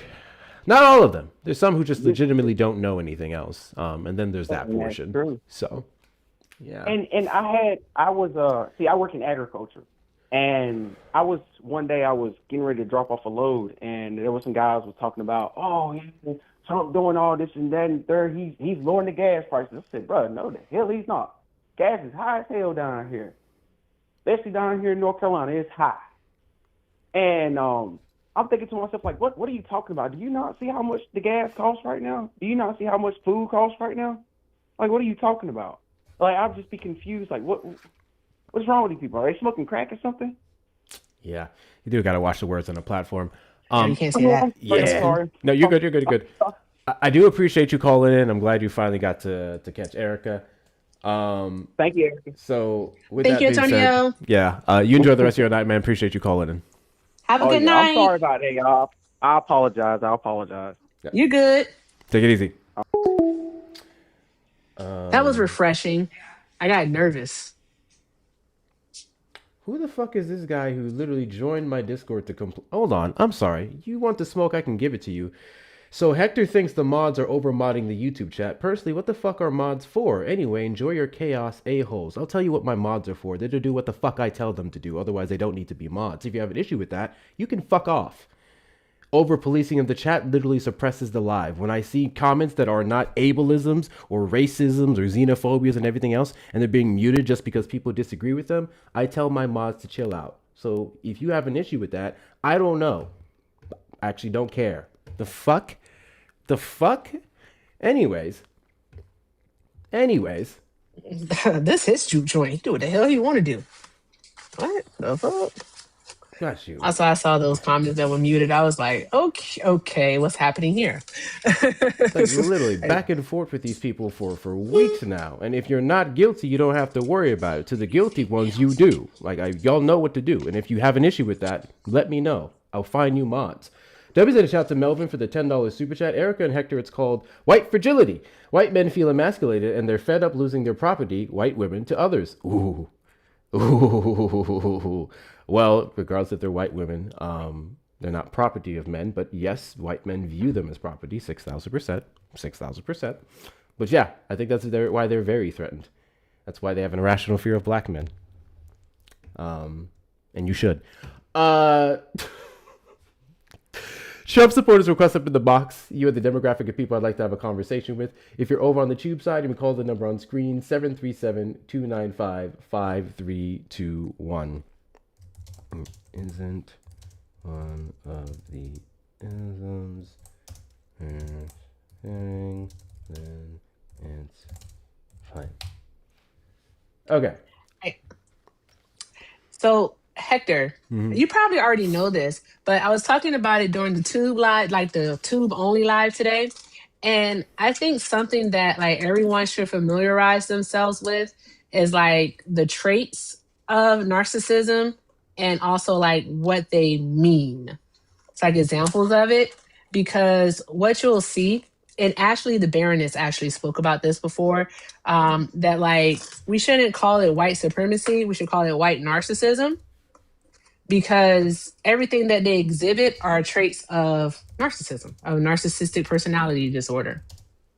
And yeah, and what you just said in regards to what you and Mr. Melvin's comment and what you just said, it brings me back to how basically it's like all of like the deviant shit that they think, the violent stuff, it's basically all of the bad things that we would consider to be bad that they think or that they even may want to do to other people. They put that onto us, all right, in order to deflect off of themselves. That part. They do it all the time. Like the hypersexualization of Black women, they did that to justify raping and unaliving and performing, non-consensual surgeries, science experiments on the Black female body. There's that. And, saying that, Black men are hyper violent when in fact, like, typically they got that from Black men defending themselves from white men's violence.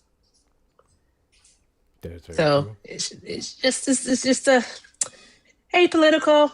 So it's a thing. Like that's what they do. They project all that shit onto us. It's what they do. They say our kids are bad. That's all I'm gonna say. 6,000%. Trump supporters Jordan request up in the put box. that in the chat at the same time you said it. I Sorry. literally just read it. That's crazy. Trump supporters request up in the box. You are the demographic of people I'd like to have a conversation with. If you're over on the tube side, you can call the number on screen, 737-295-5321. Oh yeah, say there's a sticker right there. I thought that sticker was only for fan club members. Rox, how you get it? How'd you get it? Don't be scared now. I just want to know why and for what possible reason do you still continue to support Donald Trump? It is what it is. Why don't you regret your vote? I think it says a lot when Donald Trump does the things that you accuse Biden of doing.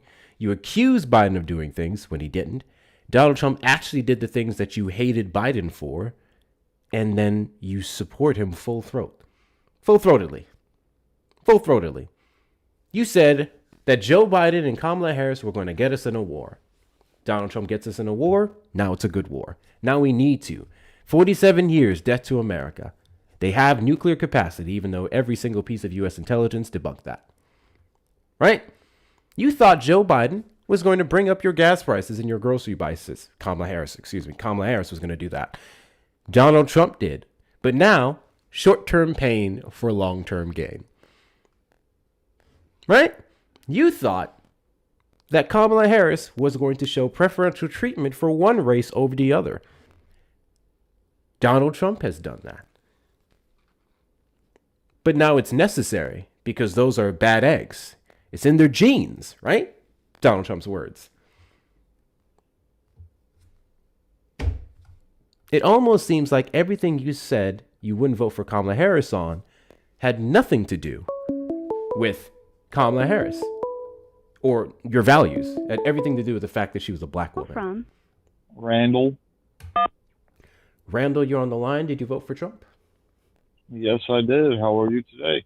I'm doing wonderful. How are you, sir? Alive. Thank you for asking. Yeah. Actually, you know what? I'm not doing too good because Trump, even though I voted for him, my Lord and Savior Trump has forsaken me. He has forsaken us with this big, beautiful bill. I now have to pay upwards of $1,000 a month. That's with a tax credit of $529. $1,000 a month for insurance, dental, vision, and health. I never thought it would come to this. So, what was your cost before the big, beautiful bill was implemented? Wait, I'm sorry, what? What was my cost? It was free, zero. Maybe $1 or $2. So you were paying next to nothing before? Correct. And now you're paying upwards of $1,000 a month? That's insane. That's with a $529 tax credit. Yikes. Yep. I got the letter in the mail. I'm appealing it, but the appeals process is not favorable towards the applicant. And somebody that's an insider in the insurance industry told me it's not that I am not eligible. It is that they simply don't have the money. So they're saying I'm not eligible. Did you vote for Donald Trump because you felt like his cuts were necessary to eliminate Americans who are defrauding healthcare? Yes. You know, that's exactly why. And then he got rid of them, and then he went to the people who actually needed it next. And he's just going down the line, you know. It's like it's everybody else. It's not me until it's me, you know. Donald And Trump now it's didn't me. I'm get up on the rid chopping block. of the people defrauding Medicare. And when I mean by that, I'm talking about the recipients of it. He just reduced the ACA subsidies, which is why your costs increased substantially. The average American would have seen similar, a little bit lesser in the worst cases, increases. But then the fraudsters that he's gone after, in large part, is just the administrators or people completely outside the system who just, scammed it. Yeah, he went more after like these middlemen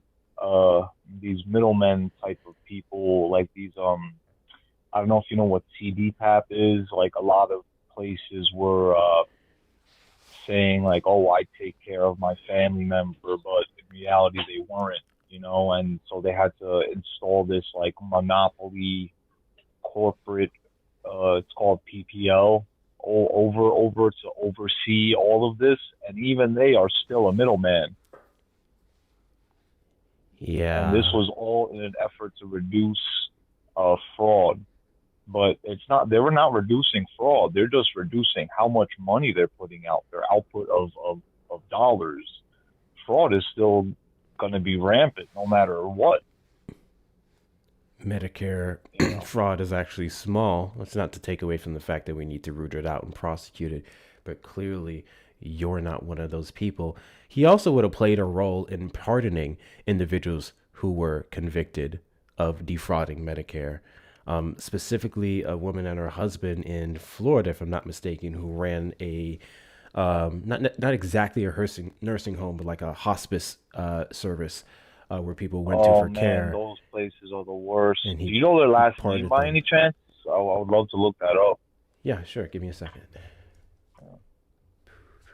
Guaranteed it's like Berg, Stein, or Witt, or Ski, or something like that.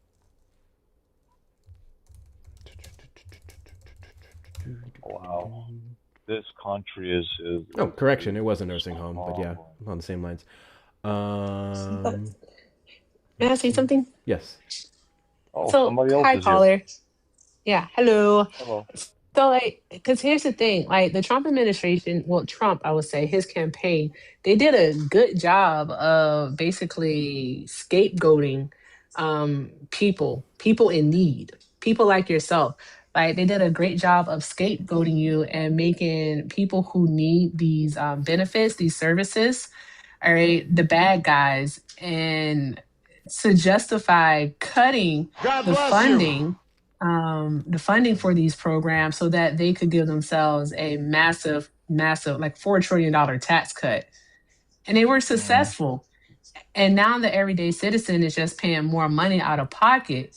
All right. And that's why I think is very important. And I know we're not all going to do it, but when they start talking about cutting funding for things and that they're going to make something smaller, whether it be the government or they're going to make your tax burden smaller. When you hear stuff like that, I would say immediately get to Googling, all right, to see, okay, what did Donald Trump do in his first term? Or he's a Republican.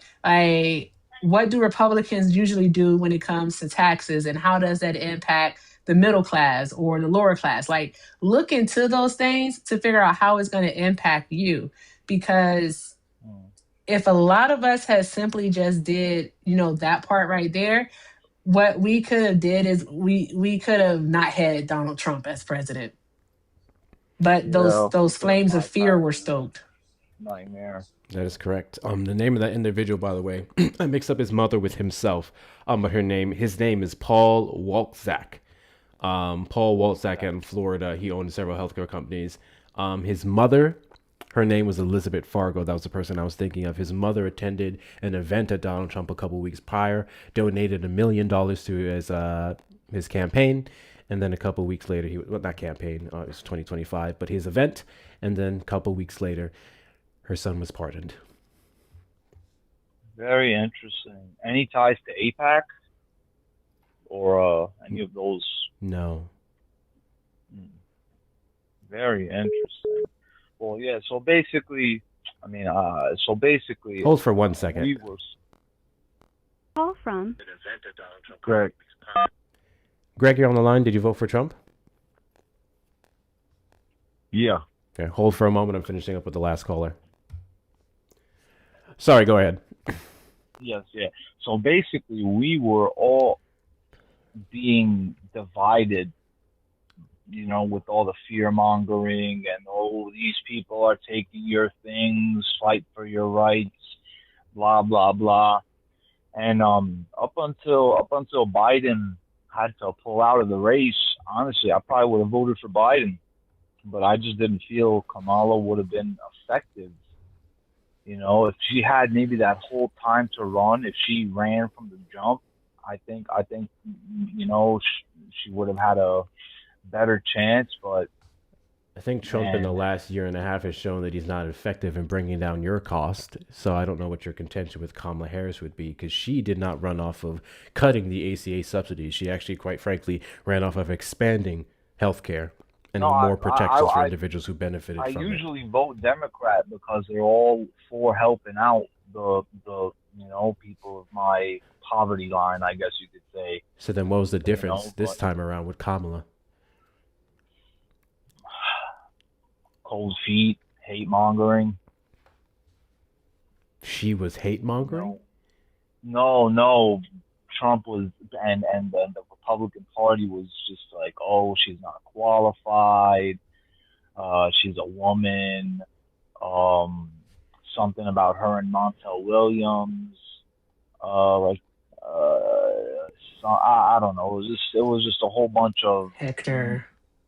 misinformation to deter us from doing our due diligence and our full research and to seeing why we should have kept the Democrats in power.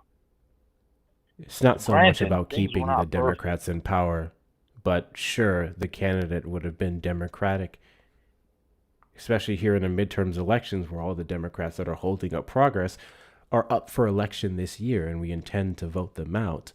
You should be concerned with doing the same. The best we could do right now is vote out the perpetuators of Donald Trump's cuts, the perpetuators of Donald Trump's harm, the perpetuators of Donald Trump's fiscal irresponsibility.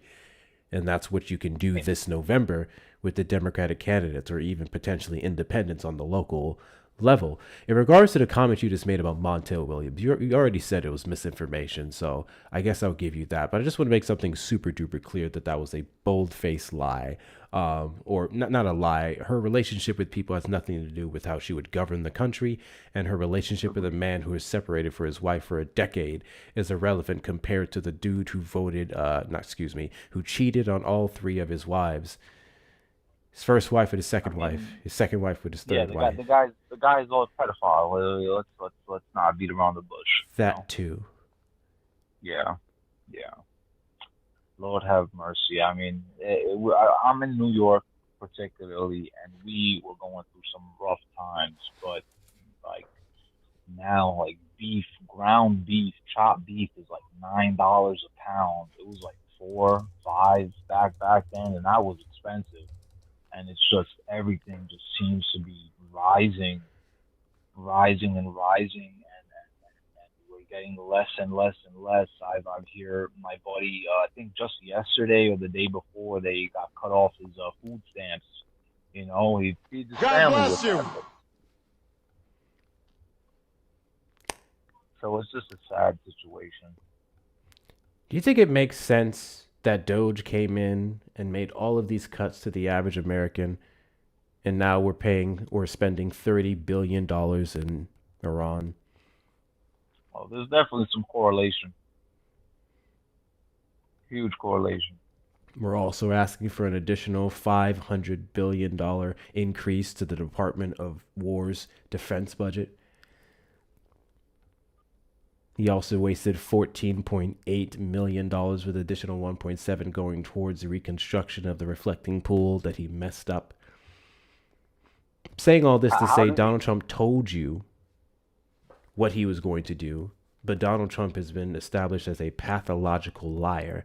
And before you say politicians lie, and I would agree with you, I would say look at the record of someone and what they say, and then pair that up with their promises. Donald Trump's record is defrauding his own cancer charities. Donald Trump's record is not paying people that worked for him in the state of New York. They literally ran him out, and then he went to Palm Beach, Florida.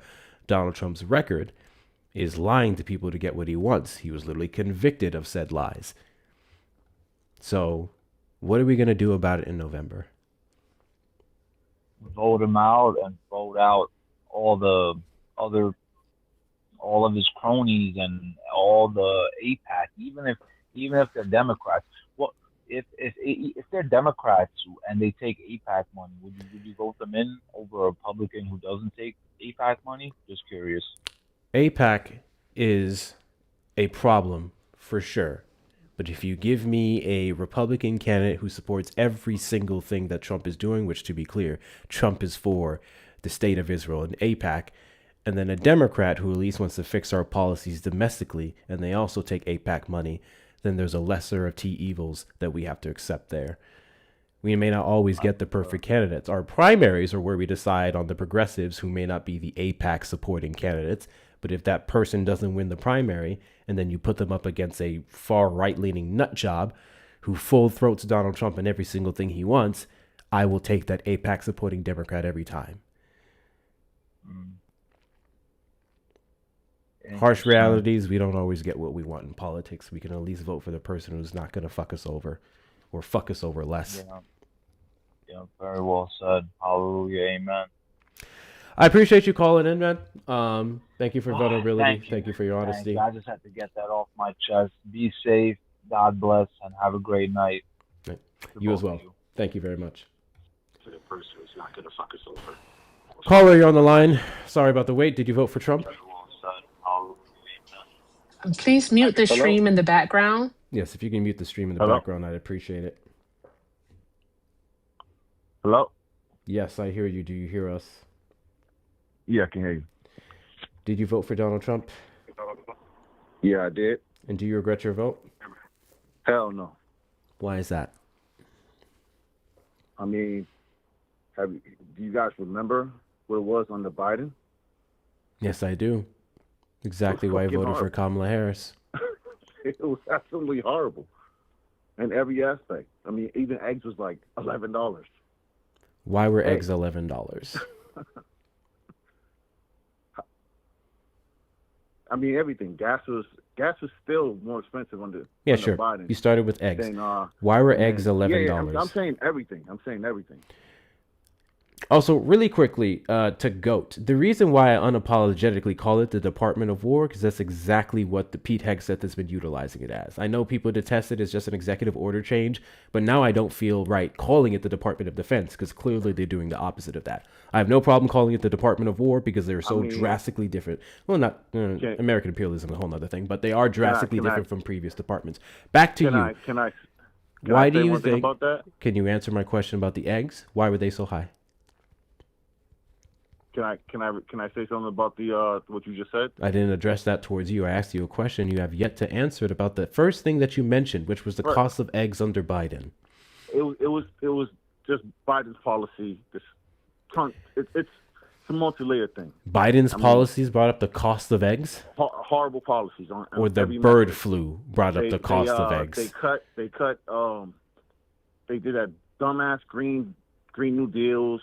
My guy. Climate, green energy deals don't control the prices of eggs. The Pete Hegseth thing that you're saying, oh my fucking God. War, I mean, technically speaking, Iran has killed. Why don't these niggas shut the fuck up? Soldiers for the past 40 years.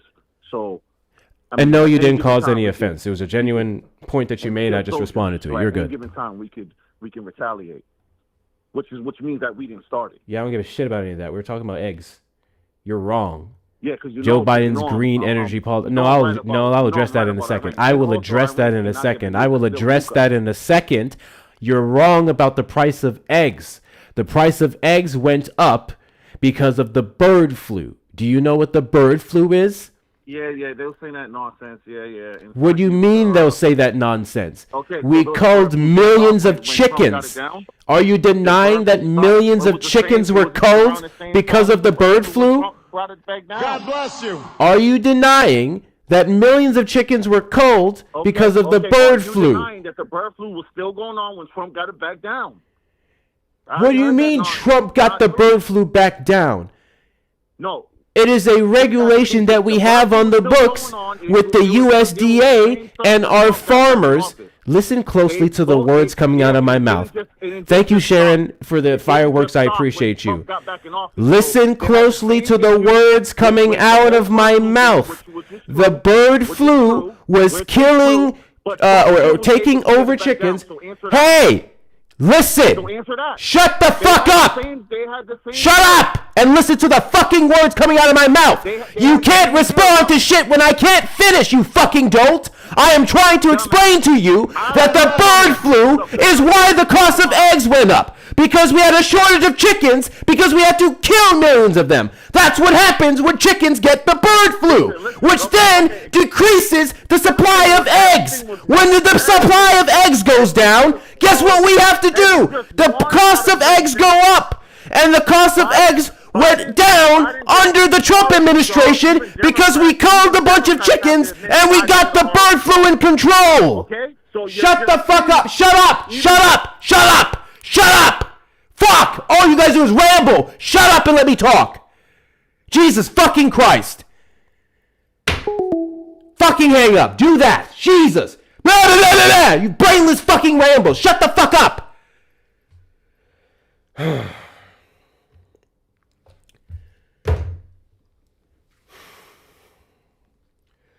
W's in the chat to Taffy for the $5 super chat for the ashwagandha break. I appreciate you, Taffy. Thank you so much. God bless you. Dumbass niggas, bro. I can't fucking stand dumbass niggas.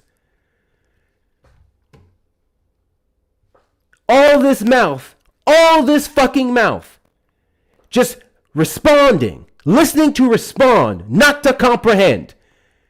Can't get a fucking word in. Rambling with bullshit and nonsense. No, you can't. On YouTube, you can only put them on hold, but then they can't hear what you're saying. At least on TikTok, I can mute them and get my fucking point out. On YouTube, if I hold them, they can't hear me. So that's why we can't hold as much on YouTube calls. And these fuckers get allowed to say all a bunch of bullshit.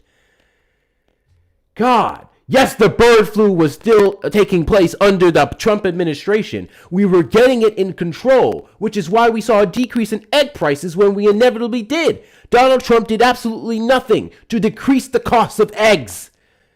Nothing. So, on my live, you had already gone live, kind of had a heavy conversation about what the Trump administration is trying to do with people with disabilities. I don't want to rehash it here because it was hard for me to even listen to it and try to engage in that conversation at that time. But after I ended the live, I immediately went to TikTok because I always check like my inbox and stuff afterwards. When I actually check it, just look at it. And there's a video that I saw. It was the first video, and I just sent it to you in the group chat. If you're okay with muting YouTube or just doing a little quick edit, I just say watch it. Just watch it. I promise you, it's a great palate cleanser. It's such a cute video, and you can share with the class. Do that. Trump supporters quest up in the box you the demographic of people I'd like to have a conversation with. If you're over on the tube side, you can call the number on screen, 737-295-5321. And when I say I'd like to have a conversation with, that means a conversation, which means at some point you shut the fuck up and listen. You can't respond to shit if you don't let me get it out. You just ramble. Holy shit. Thank you for the confetti, Red Target. I appreciate you. W's in the chat to you. W's in the chat to you. You guys can keep saying it's a low IQ channel as you proceed to go down there and say the most low IQ fucking comments, and then I can silence you like I just did right there. There's a whole call-in line, my guy. If you like to show a higher than average IQ, if you like to show your intelligence of what you think you know about Trump, call in the fucking line. You won't, because all you have is chirp, chirp, chirp, chirp, chirp, chirp, chirp. Brainless, senseless rambles. That's the best you got. Holy shit. Thanks for the love, Hector. Play the video. What? Play the video. Where's the link? I put it in the group chat. Okay.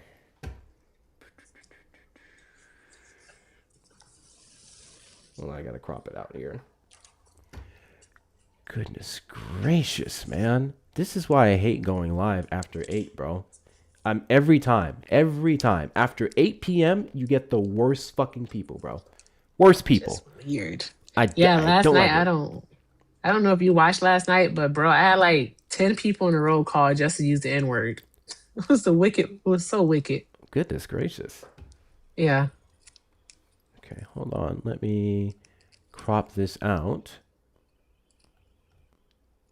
Boom.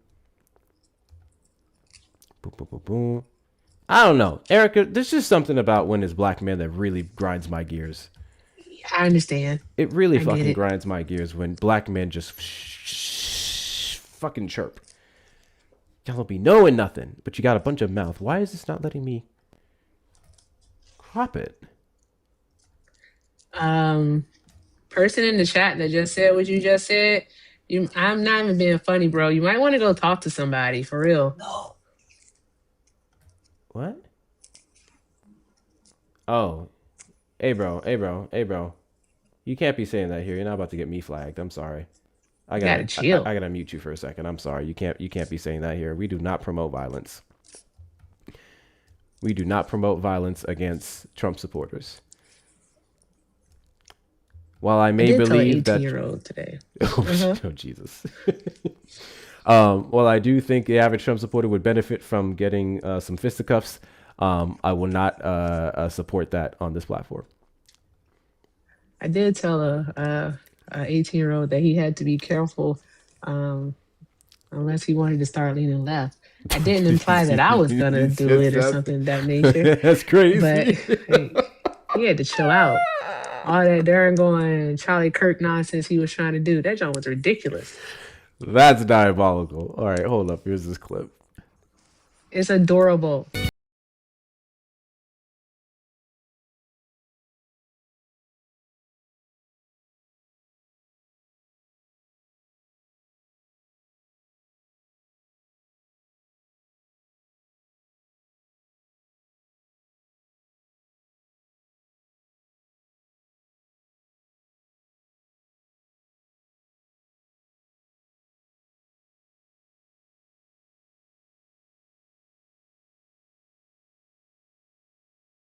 It is so cute. I watched it like 10 times. They're so adorable and just so happy. Feeling the groove. There you go, YouTube. I copied the link down there. A little black joy. A little black joy. I know it's going to piss off the racists in the chat over there.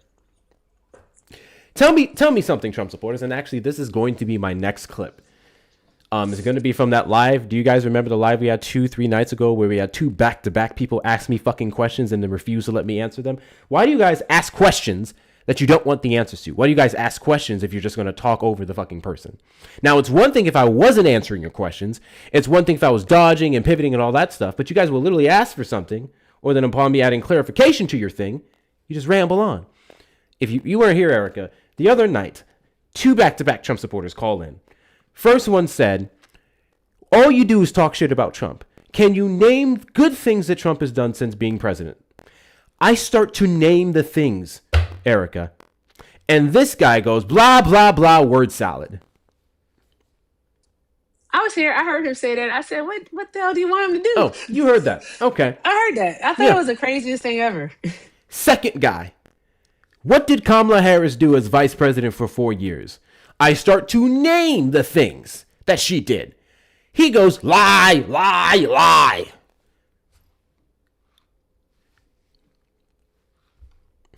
You know, if you just turned your brain on and Googled any one of the things that I mentioned, you would have seen that. You guys don't care about the truth. You don't care about answers. You don't care about none of that. All you care about is looking a certain way.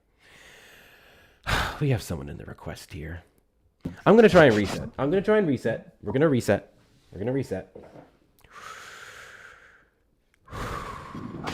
On my mama, on my hood, I am smart and I'm that damn good. Rich Dog, did you vote for Trump? I know that's right. Rich Dog, did you? God bless you. Thank you, Dean, for the singing frog. I appreciate you. Trump supporters request up in the box. You're the demographic of people I'd like to have a conversation with. If you're over on the tube side, you can call the number on screen, 737-295-5321. Happy Sloth, did you vote for Trump?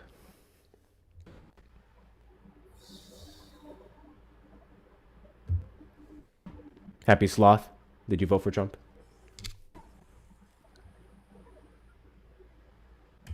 I don't think he meant to request up. America. Thank you for the gifts. I appreciate you. W's to Taffy, thank you so much for your support. I appreciate that. Thank you so much. I see your message. W's in the chat to Melvin for the $5 super chat. I feel the same way, fellow Unk. It's catching on. Some of us who sold their soul for 2 pieces of coin need to shut the fuck up. I couldn't agree more. I could not agree more. Now, mods, YouTube mods, now you have my permission to silence the chirpers. Now you do. Okay? All the people who've been whining and crying and going on and on and on, this is their time to get up in the box. This is their time to call the number on the screen. Don't chirp. Prove. Don't lie. Substantiate. Why is that so hard? Biden arranged a shipment of chickens from Europe that made prices drop? That among plenty other things. Ultimately, it was the culling. It was the culling we were able to get it back in control. This has happened a few times before in history. Donald Trump, there's no, double check this, guys. There's no executive order that he passed to like ramp up chicken production. There's no shipment of chickens that he brought in. None of that exists. Donald Trump just came in, and the USDA continued to do what they were doing, and that regulated the prices. Donald Trump did nothing to bring those egg prices down. Then he wanted to talk about gas. I am so sick and tired of you guys being stuck in 2022 when Russia invaded Ukraine. And then you support the man who supports the man who invaded Ukraine, which messed with the oil supply abroad, which brought up prices here in the United States. Make that make sense. How can you complain about gas prices peaking in 2022 and then not talk about Trump supporting the man who did that? Does that make any sense? BRB, okay. Does that make any sense? Also, we've been live for 2 hours. We're not at 200,000 likes. If I can get you guys to double tap the screen and show the algorithm that you actually want to be here, I would greatly, greatly appreciate it. 70 more of the divine fingers to knock out. Please make sure you're also sharing out the live with your friends and family. Repost and add to your story. Appreciate all of it. Do all the good things. Links in the bio are going to be the best ways to support the platform. If you want to support the goddamn ashwagandha fund at this point, because, oh shit, I'm out of ashwagandha. I need to go buy some. That's why. That explains a lot, actually. that explains a lot, actually. I need to go get my ashwagandha. Cash App, PayPal, and Venmo. Hector Talks with 2 R's and Cash App and Venmo. PayPal, Hector Pal with 2 O's and 2 R's. If you're over on the Tube side, you may send a super chat or a super sticker or become a member. Also, make sure you're following me on all the social media platforms at Hector Talks with 2 R's on YouTube that we're doing streaming to right now, and Instagram where I post the videos that I put up here. Join the Discord community. We are over 740 members strong. But if you join my community to complain about what I tell my mods to do, fuck off. And then finally, get yourself some merch off the merch shop at hectorshops.com with 2 R's. I hit plenty, take a daily. Yeah, I take ashwagandha daily. I just ran out and I haven't been back to the store to go get some more. That's all it is. That's all it is. What's up, Tap? Or Yap? Is it Tap? Oh, just. I read that as Tap with all the P's. I don't know. I did that. I don't have any more ashwagandha mushroom tea. Look how easy that was. How do you have your whole business up on the call? Call from Penguin Pools. To accept, press 1. To send a voicemail, press 2. Caller, you're on the line. Did you vote for Trump? Yes. And do you regret your vote? I don't think so, but it's close. So no. No. Why is that? Why is Matt Nuclear sharing my live? Why don't you regret your vote? Are you the guy that's running the live, or are you a moderator? I'm the guy that's running the live. Oh, okay. The voice sounds different from the YouTube. Sorry. I don't know. I just think it would have been worse if, like, with the alternative being Kamala Harris. I think it would have been a worse outcome overall. When was the election? The last presidential election? 2024. What year is it now? 2026. What's the relevance of Kamala Harris when Donald Trump has had a year and a half in the Oval Office? Well, the relevance would be if she was the alternative for the person who would have been elected, right? God then bless you. We could... What? There's a gift thing. Never ignore it. What do you mean, what is the relevance? I mean, it's very relevant because if he wasn't elected, right, she would have been the next candidate that was, like, up for the ballot, right? So I guess if I'm saying, like, the progress that she would have made, allegedly, based on, you know, a year and a half or 2 years in, right, the things she's saying she wanted to accomplish, right, which is even me saying that we'll take her at her word at the things she's going to accomplish. I'd say, like, at this point, Kamala Harris being the for, 2024 candidate in the election is irrelevant to the year and a half Donald Trump has been in the Oval Office doing everything he's been doing. So if you don't regret your vote, I would argue it should be based off of what he's done so far and what he has plans for the future, not the woman who lost the election. But if you want to talk about Kamala Harris so much because you guys for some reason still think we're fucking campaigning in 2024, we can do that. Dude, I'm not like a crazy MAGA Trump person. I'm not I'm not super pro Trump. I'm not trying to get in any argument or like swear at you or anything. Like I just want to have a conversation. And I mean, if you want to change the framing of it or have a different approach to the framing than I do, that's fine. Just the way that I naturally approached the question was that Trump would be a better alternative to Kamala. Sure. That's the reason why I think that Kamala would be relevant. Sure. I mean, there's a would have lot been of things better? I'm frustrated with on Trump. I'm happy to talk with them. But, I mean, so you're saying the framing is that she's irrelevant because he's been elected. And I was only saying that if he weren't to be elected, she would be the one that would be elected. And her being in office, I think, would be less optimal for the things that I care about. But I see how that can kind of be too theoretical. So you're saying, so I guess, how would you, sorry if I'm getting a little mistracked. I can kind of spit out a lot, but like, what's your question for me, I guess? God bless you. I will entertain your premise that Kamala Harris would have been worse than Donald Trump. My next question to you would be, how so? Well, I mean, worse is kind of like, worse is for Thank worse y'all for for the the things gifts. that I care about, right? Not like overall. Like I just think generally speaking, right? Like, and I know this is a little bit, this isn't the best of, oh, still there? Yes. Okay. Generally speaking, like, the left wing, the things that come along with the policies that are on the left wing, which I would say that both the candidates were extreme right wing and extreme left wing, right? I think Trump was extreme right wing and Kamala's relatively progressive. I just tend to agree more with like conservative values for like my personal reasons and my religious reasons, right? You So the said candidate that's going to be that Kamala the candidate Harris that's going to be would have Go been ahead, yeah. worse than Donald Trump. I asked you how so. Give me a metric. You said it would be based off of things that you care about. What are one of the things you God care bless about you. that you think Kamala Harris would have been worse on? I mean, literally just any issue. Like, just pick any issue. I mean, I think she had pushed. So I think that her approach, like with foreign relations, wasn't the best. Like, I didn't think she came across as a very strong person. Like, in terms of other countries viewing America as powerful. What does her approach have to do with coming across? Her approach would have been how she would have governed foreign affairs, not your perception of how she came across.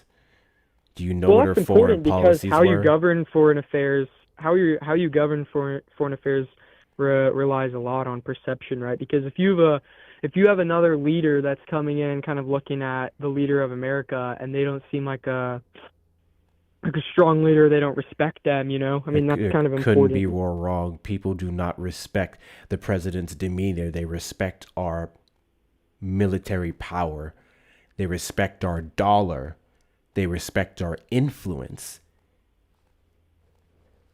Okay, so basically you're saying that, so those things, the things that you just listed, the dollar, the influence, the military power, that doesn't really change per president, right?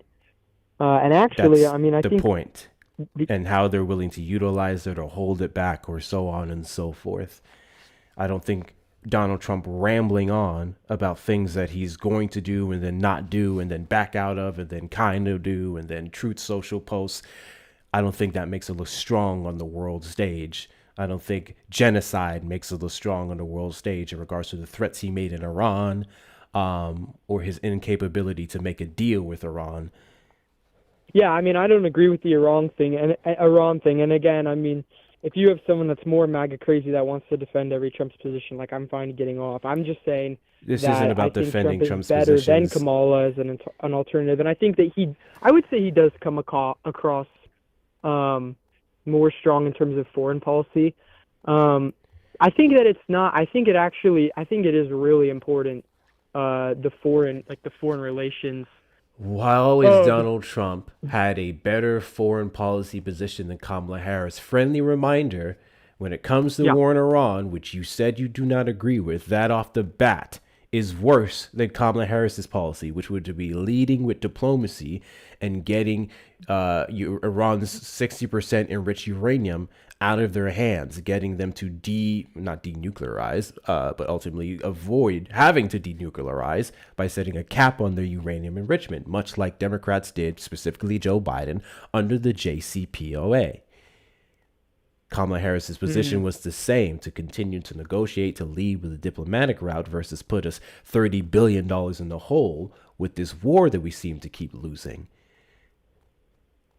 So that off the bat wouldn't be an example of Donald Trump's strength on foreign affairs, because he's been embarrassing in that regard. Also, Donald Trump alienating many of our allies, his consistent threats to NATO, his cozying up to the likes of Vladimir Putin, his worsening of relationship with China and then ramping up security around their nuclear silos and facilities, his trade war based off of trade deficits, because Trump doesn't understand what a trade deficit is. None of that has helped us. His foreign policy has been pretty crap. However, hey, we gave $40 billion to Argentina, so that's cool, I guess. And he spent $10 billion of American tax dollars to start his own peace guild and facilitate his own military. Doesn't help us. Yeah. I mean, I'd say I'm actually starting to agree with you based on what you're saying. I think that part of the reason I was thinking that was because I think it does matter, like how the president comes across, like in terms of, like, you know, their strength as a country, as a leader of the nation. I think with Joe Biden being the person who was in office before President Trump, I think in terms of running for the election, did a better job of looking like a candidate that would come across in terms of foreign respect than Kamala did. And I think at the time that's why I would have. How does Donald Trump's rambles make him look stronger on the world stage? I'm sorry, I'm utterly baffled as to how anyone looks at Donald Trump and his speeches and thinks he's stronger on the world stage. Our allies and even some of our enemies literally laugh at us. The second Donald Trump got in the Oval Office, he started listening to Bibi Netanyahu and starting the attacks that we planted in Iran, whereas Netanyahu was unable to get Biden for 4 years to start this war. Well, I mean, I think a lot of it is just like general demeanor and things, right? Like it doesn't even necessarily have to be like a very grounded and principled way would be the way that you're approaching it, which is like he's not keeping like the best relationship. It's not about just grounded, but that's in principles. actually It's one also of the about reasons actions. why some of the other more like aggressive countries might respect him in a way, right? Like if Putin sees him as a dude that's just going to cut him off instantly or make a bad deal with him if he doesn't care, or if he comes off as sort of like someone that he has to be careful around, right? Like you definitely want like a powerful leader. I don't know. I think Kamala just didn't seem like someone that would be, You're literally like arguing all of this solely based off the fact that she's a woman. Well, I never said that. I don't think that there's any. That is all you're arguing right now. You're saying Donald Trump, the rambling, incoherent, shitting his diaper president, has a stronger presence on the world stage with his false threats, cozying up to dictators, and just sheer dumping of funding into war and military spending as being strong, when Kamala Harris actually led with diplomacy. She actually led with strength. She actually met with went to over 140, 150 countries in her entire vice presidential tenure. She helped negotiate trade. She helped negotiate certain policies, allyships, the Partnership for Central America. Thank you so much, Sharon, for the whale diving gifts. Big W's to you. I appreciate your support. Guys, can we get some W's in the chat to Sharon? Big W's in the chat to Sharon. That leaves us with one more gift in the gift gallery, and that's going to be the three galaxies. That's all we have left in the gift gallery. Big W's to you, Sharon. Thank you so much. I apologize. No, you're good. Kamala Harris was just a woman who didn't talk as nonsensical as Trump is, and according to you, that showed a lack of strength. Well, okay, I'm getting a little frustrated, and the only reason why is I never said anything about Kamala Harris being a woman being a problem. You don't have to. I never said that. No, I do have to say that, because if you're going to say that, you said, I mean, you said, and I mean, if this is being recorded, you can wind it back. You said that it's literally based on the fact that she's a woman. That's what you said. And that's, Yes, I mean, it's true. You said because that. you And I didn't perceive say Donald Trump and all of his traits that are complete opposite of stability and strength, and you're saying that he portrays it more. And then Kamala Harris, you have been unable to articulate what specifically made her look weak on foreign policy. Well, okay, so first off, that's kind of hard to answer because I haven't had an opportunity to say my entire point. But again, Sure. I mean, before What I is your continue, and entire I'll point? say what made her look weak. What made her look weak was the absence of that in comparison. And it's not necessarily that she would have been weak. I just think Trump would have been stronger because he seemed like he would come across stronger foreign-wise. That would be like one thing of many things. The absence and again, of what? I already admitted that it didn't really pan out the right way, right, because of the whole Iran thing. But, I mean, and we can move on to another subject, or you can stay on this. I just am a little frustrated that you were indicating that it's about her being a woman when there could be a lot of very strong women leaders, I think. I just didn't think Kamala would have been one of them. Yeah, well, you don't want me to say black woman, so there's that. You said there's an absence of something. Again, nothing wrong with black leaders. Like, there's a lot of things I like with Obama. Okay, what did Kamala Harris have an absence of? Go ahead, what? What did Kamala Harris have an absence of? Just in absence of, like, I mean, genuinely, some of the crazy shit that, like, Trump comes and approaches stuff with, I think kind of puts other countries on edge. And it's like, okay, like, if we can't mess around with this guy because he's kind of crazy. I think that, I mean, because everything he's doing is advocating on behalf of America, right? Whether it's on behalf of America from a left perspective or a right perspective, he's coming from it, you know, on behalf of America, right? Like, he wants to push those. He wants to, you know. Okay, so Donald Trump's erratic behavior displays strength to you. Craziness displays strength to you. Yeah, I mean, yeah. I mean, think about it, right? Like, let's think about this for a second. If you're in a conversation with two different people that both hold a lot of power, right? So that would be, you know, presidential office. And one of them comes across, they're trying to be very diplomatic, they're trying to shake hands, make all these agreements, it's all handshakes, and the other one's like, look, if you start doing some bullshit, I'm going to fuck you up. Like, it's different, you know? And I think that for a lot of people, especially you have to remember too, like, because the West might, like, you have to remember in terms of foreign relations, a lot of those other countries, they don't really care too much about handshakes and deals and alliances. Because at the end of the day, they'll do whatever, and then they'll change it. Like China, for example. I mean, yeah, I mean, that's true. I mean, it's an aspect of Trump's personality that obviously wouldn't be only appealing to me. It would be appealing to a decent part of the population. But, I mean, again, I'm agreeing with you that I don't think it really panned out the way that I had expected. I mean, given the Iran war and everything, and he does say some stuff that's kind of stupid. Donald Trump, in foreign policy, has done several things that were performative. Iran has seen that performative behavior with the MOU. He put out his big strikes. He talked a big game. He killed a bunch of Iranian school children. He threatened to end their entire civilization. And now what? Now the United States is facilitating a $300 billion investment fund for the alleged #1 sponsor of terrorism in the world. Brother, I just told you I don't agree on the Iran war. Here's the problem with your portrayal. Here's the problem with your portrayal of strength. The things that we use to consider someone strong clearly don't land well, especially in regards to Trump. Strength isn't just a radical, aggressive behavior and rhetoric. Strength is versatility. Strength is sternness. Strength is discipline. Strength is the individuals who has the big stick, but doesn't have to knock over everyone on the head to get his point across, to get his agenda passed. That's strength. And that's the form that the United States need. It's much preferred, especially when everything that you would do to the alternative, you and I foot the bill for. Does that make sense? Yeah, I mean, that makes sense. And I think that I was kind of just saying that that's how I perceived it when I had voted for him, you know?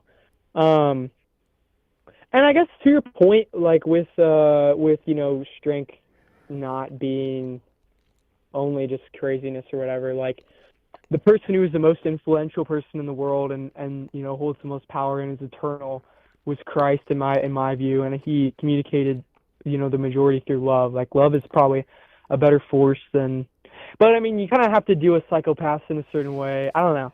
Did you say Are you a Trump? Christian? Did you say Trump portrayed Christianity? No, I didn't say that. I was just talking about my own personal view. And your personal view caused you to align more with Trump? Is that what you're saying?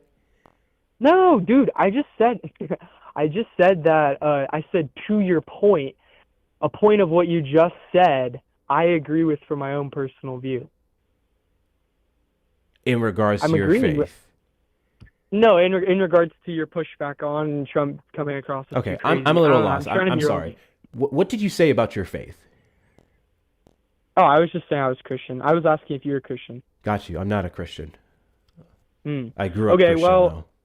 I don't want to deviate too far from what the intention is with your call and your channel and everything.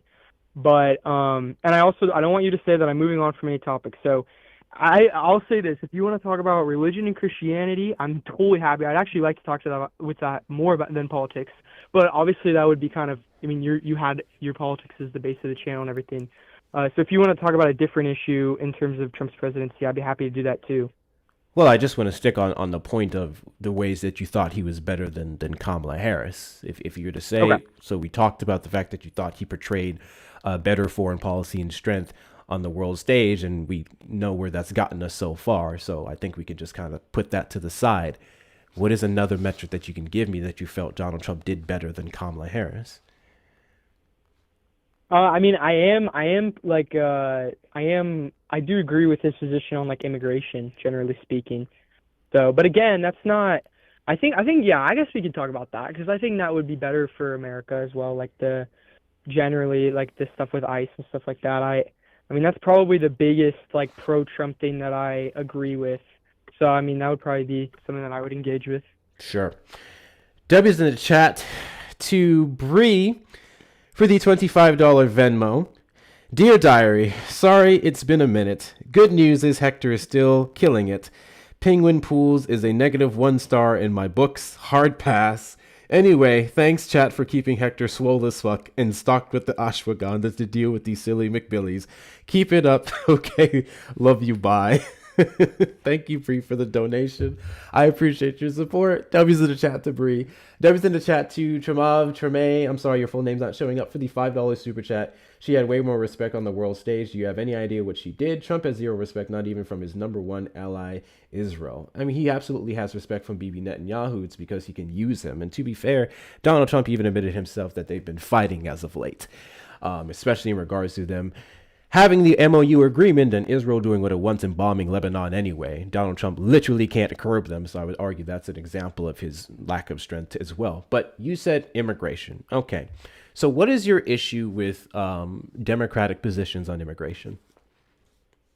I just think that I think it comes from a good place. I think it comes from wanting to love people and and help them and give them an opportunity to succeed.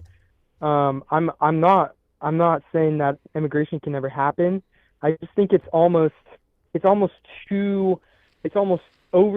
empathetic to a fault, in my opinion, right? Because if you have certain systems in a certain structure, right? Like for example, if you have a city and that city has the capacity to, take care of 100 to 200 people, and then you flood it with more people than that, it goes kind of beyond the bounds of like what that city was made for. So it's not that I don't think that we shouldn't take people in or we shouldn't help them. I mean, we absolutely should help other countries, but I mean, we do have to put ourselves first as a country. So I don't know. That's my approach. The Democratic position was exactly what it should be, which is get rid of the violent criminals, deport them. That's why we saw 3 million deportations under the Biden-Harris administration of people who more closely align with Donald Trump's worst of the worst rhetoric. And then when it comes to the individuals who are undocumented but are not convicted of a violent crime here in the United States, who are already contributing members of society, started up their businesses, important members of the community, we would give them a pathway to citizenship. These individuals already on the state and local level would be paying taxes, and now on the federal level, they'd be able to do so if we offered them a pathway to citizenship. No different from what Reagan did back in the day. That would have been the more fiscally responsible way of going about it versus allocating billions of dollars to ICE to go around and put us on a watch list of human rights, violate due process, and kill American civilians. The majority of people in ICE detainment centers have not been criminals, and there's a large portion of them that were even American. So while I understand what you're saying, that we have to preserve some, border security, 6,000%, I would then respond with that by saying Donald Trump killed border security in the United States, specifically under the guise of S4361. Are you familiar with that bill?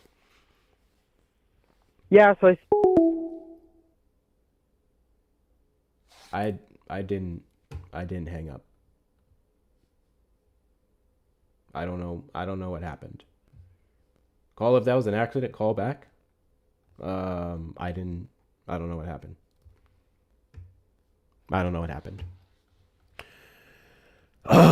Trump supporters request up in the box. You're the demographic of people I'd like to have a conversation with. If you're over on the tube side, you call the number on screen, 737-295-5321. You had a bunch of yapping to do in the comments. Did you vote for Donald Trump? Yes, I did. Do you regret your vote?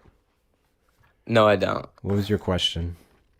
Well, yeah. I didn't mean to ask a lot of questions in the chat. I was just wondering because I didn't see the guests on TikTok. That's why I was wondering if you accepted another platform or not. You heard me having a full-blown conversation with an individual, did you not? Yeah, no, but I was asking did you was it on another platform where you accepted guests, or was it because I didn't see the guest on? Okay, all right. Yeah. So my question, or it's not really a question, but it's why I still support Trump is because he aligns with my religious beliefs.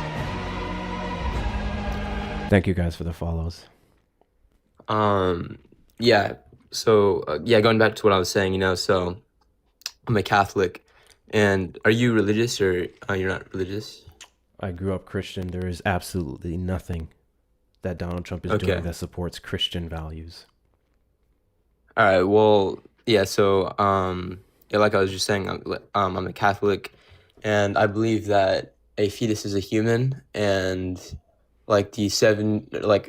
over 70 million unborn babies were killed. I think it was 2023. It was a stat online. But I was just that's kind of why I support Trump, because he is pro-life.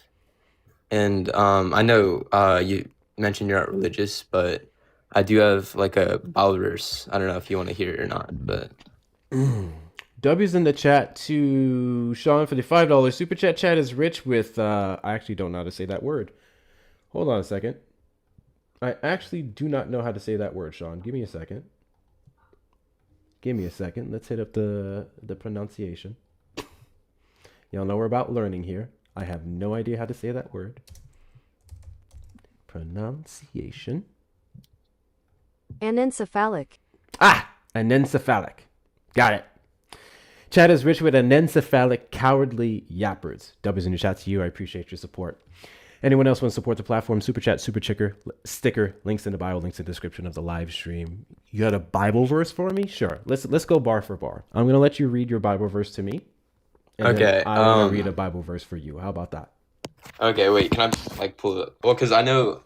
Can I open my Chrome up? Sure. You can give me the verse. I can pull it up right now. Oh, you want me to give you it and you can just pull it up? Yeah. Okay, it's Psalm 139, 13.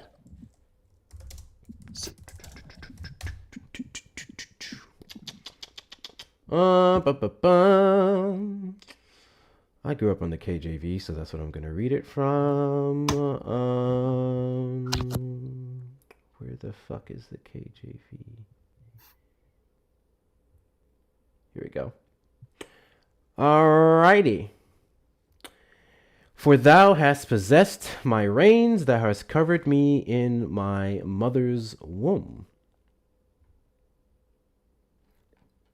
Yeah, I just feel like well, because I know in my Bible, in the Catholic, it mentioned like that God knitted us, or like God knitted in the mother's womb. That's why like he just like created ourselves in his image. Do you think that I'm going to deny that a fetus or embryo or zygote is a clump of human cells, is a form of a life, is human? Oh, do you think yes. Wait, what was the question?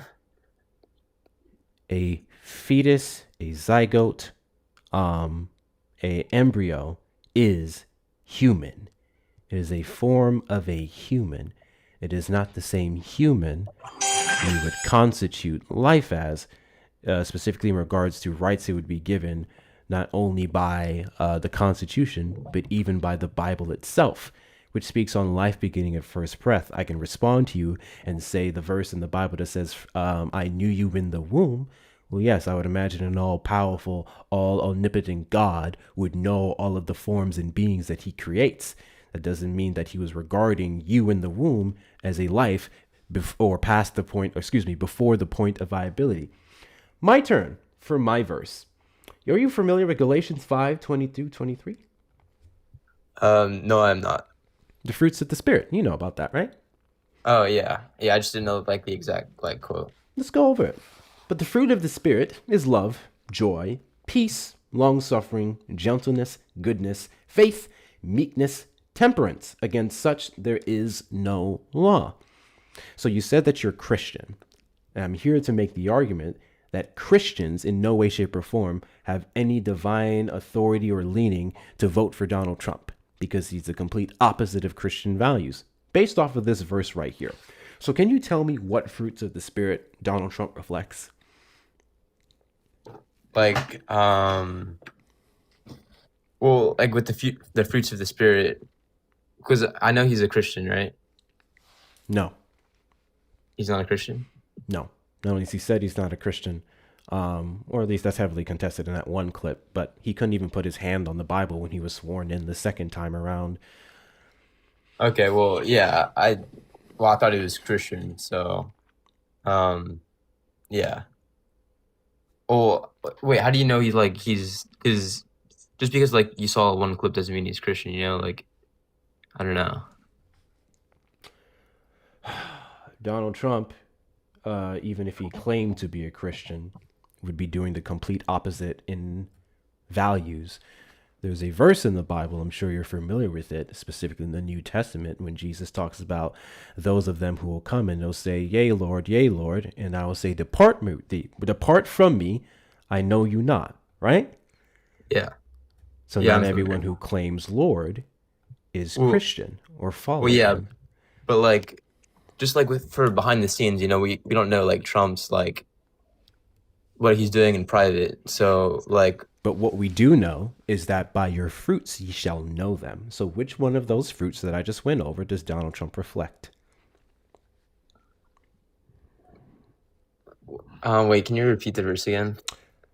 Love, joy, peace, long-suffering, gentleness, goodness, faith. I'll make it easy for you. I'm going to put it up on the screen. I actually have one. I have one for gentleness. Gentleness? Wait, yeah, I do. You've got to be joking. No, I'm not. What is gentle about Donald Trump? Well, so this was in his first term, right? And I'm from California, and I know so I don't know if you heard, but it was called a borderline shooting in Thousand Oaks, California. You're probably not familiar with it, but like, so basically like it was a bar. It was like 5 people died at a bar or something like that. I think it was like 5 to 10 people died at a bar, right? And actually one of the people that passed away was one of my umpires for my baseball program in California, right? So yeah, it was a big like event that happened in California, and like Trump actually like came down to Thousand Oaks to like just mourn with the families and just like help them with like. What do you say this was? This is like Thousand Oaks. Yeah, look up Thousand Oaks borderline shooting, and then Trump. Hopefully that pops up, but I think it might be like a YouTube news video.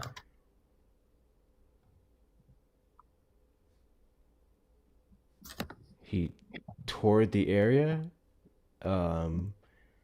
He had the flag reduced. He viewed to console families, met briefly with the grieving families and first responders, ordered U.S. flags flown at half staff. This was a shooting? Yes, it was. It was at a bar called Borderline. Yeah, I see here. Okay.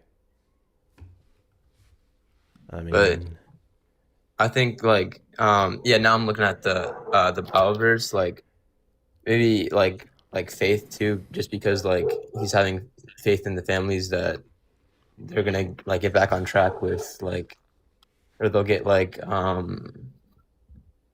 through this hard time. Do you think performative behavior should be credited? Wait, can you go like more on that? Like, sure. Well, he went there to console this family in regards to shootings and wildfires. He's also spent quite a bit of time demonizing the entirety of the state, individuals who reside in it for being too left or radicals. He's called them the enemy within. Also, he God bless you. Thank you so much, Max, for the meteor shower. I think that clears the gift gallery. I believe that clears the gift gallery. Let's see. Damn it, it doesn't, but I appreciate it. W's in the chat to you, Max. Thank you so much for the gift. I appreciate you. Guys, we do have one more in the gift gallery. That's going to be three galaxies, and that will clear it out for the rest of the night. Big W's to you guys for your support. Wildfires. Donald Trump coming up with a lie about the California wildfires and how the response was a failure of the California governor, Gavin Newsom, going as far as to say that they somehow turned off the water supply and refused to fight said fires. We can also talk about the fact that the Trump administration does not support any comprehensive piece of gun legislation that would have prevented individuals to get their hands on these firearms to go out and commit mass shootings. okay. Yeah, with Sure. what you're saying, like with like should performative be credited? Like just because like the main reason why I mentioned the borderline shooting in California was because that I like didn't know that he would even hear about it, just because like it's in a small town in California, and He's the president like, of the United States. They all would have a team of people who bring this information to them. Better yet, Trump also spends an irrational amount of time on social God media. bless you. Brandon. Brandy on the line, hold for a moment. He spends a ton of time on social media, X specifically, so he could have scrolled across the post. okay, well, yeah, I just feel like that God bless you. with the Bible verse Thank that you, Max. with the Bible verse that you brought up, like I just felt like that aligns with God bless like you. gentleness and faith. Sure, if you want to look at that one act and isolate it and not compare it to the majority of his political stance or his personal life, then sure, you can say that was a gentle act. I would say he wasn't gentle when he raped his first wife. He wasn't gentle when he raped E. Jean Carroll. He wasn't gentle with how he speaks about a large portion of Americans who disagree with him or even just have criticism for him and support him full-throttedly. He wasn't gentle when he cut benefits for SNAP and Medicare and jacked up the prices of these goods on millions of Americans. He wasn't gentle when he encouraged government shutdowns under the guise of undocumented migrants benefiting from a program that they don't qualify for. He was not gentle on January 6th when he told Americans to fight like hell and we wouldn't have a country anymore, and then sat in the Oval Office for over 3 hours and did absolutely nothing to curb the violence in the mob. He wasn't gentle when he didn't call the National Guard and tell them to go out and disperse in the crowd until those 3 hours pass, and then immediately called the National Guard to come through and tear up homeless tents around D.C. He wasn't gentle when he said immigrants are poisoning the blood of our nation. They are the fault of all of our problems in this country. They're naturally built to work in the fields. He wasn't gentle when he called Kamala Harris a DEI hire, called her stupid, dumb, moron, said that she wasn't black. All of those things are the complete opposite of gentleness. When he threatened to unalive an entire country, when he said that he would have considered violating, or excuse me, not violating, terminating all rules, regulations in the Constitution because he lost the 2020 election. I could keep going, but I don't think I need to. Yeah, from what you're saying, I don't think like Trump's like this like perfect, like he's like nowhere near perfect, and like I just feel like with how he's pro-life, I just felt like that was the better candidate out of those two, just because like how many babies were dying. Donald Trump from isn't abortion. even necessarily pro-life. He said leave it up to the states. Thank you so much, Max. Unfortunately, damn it, I hate that they changed this, guys. It used to be where, like, if one of the things in the gift gallery, if there's like multiple gifts in the gift gallery, multiple people can send it and it will clear it, and they literally changed it to one person has to clear some of the gifts. It's fucking stupid. Max already sent 2 and it's still saying he needs 1 more. Fuck. Thank you so much, Max. I appreciate your support. Thank you so much, but you're good. Donald Trump's stance on what does pro-life mean to you? Because I've noticed you guys are really and truly pro-birth and pro-fetus, but you're not actually pro-life. Because if you're pro-life and you were so gung-ho on bringing babies into the world, bringing children into the world, then you'd be pro-supporting those children. You'd be pro-policies that encourage the welfare of said children. Donald Trump has quite literally done absolutely nothing to do any of those things, including with some of the things he ran off of. He ran off of the government funding IVF for women who wanted to get pregnant and have children, and then he completely dropped it upon taking the Oval Office. He has cut USAID, which is estimated to be on track to contribute to the deaths of millions of people abroad. Could I actually add on to the USAID? Just because, like, you're probably like, you know who Parker is? And thank you, Melissa, for the hand heart. But Parker Get a Job, right? Yeah. Yeah. So I actually I debated him like I think it was like 4 or 5 days ago, and he posted like a TikTok on his TikTok. I don't know if you have like TikTok available or not if you want to watch it, but it's like he was talking about the USAID, and he like cut up a part where I was trying to mention like the millions of other babies, or like the 70 million babies that died in that 1 year. He just like cut that part out and just like trying to make it seem like I didn't want, or I didn't support the USAID. Thank you, ZK, Like, for your support. Okay. Well, you support the cuts, do you not? Wait, the what? The cuts. Wait, what are the cuts? The cuts to USAID.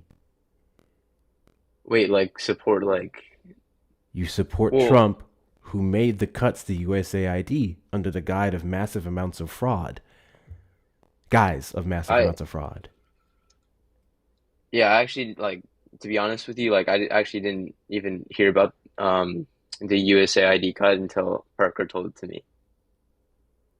Okay. That's why, like, I don't know. I feel like that was, like, one of my questions, too, because, like, if you could further explain it to me. Further explain to you all the cuts Donald Trump made to USAID? Well, just with, like, how, because Parker mentioned, like, by 2030, at least 14 million people are going to be dead because of the cuts.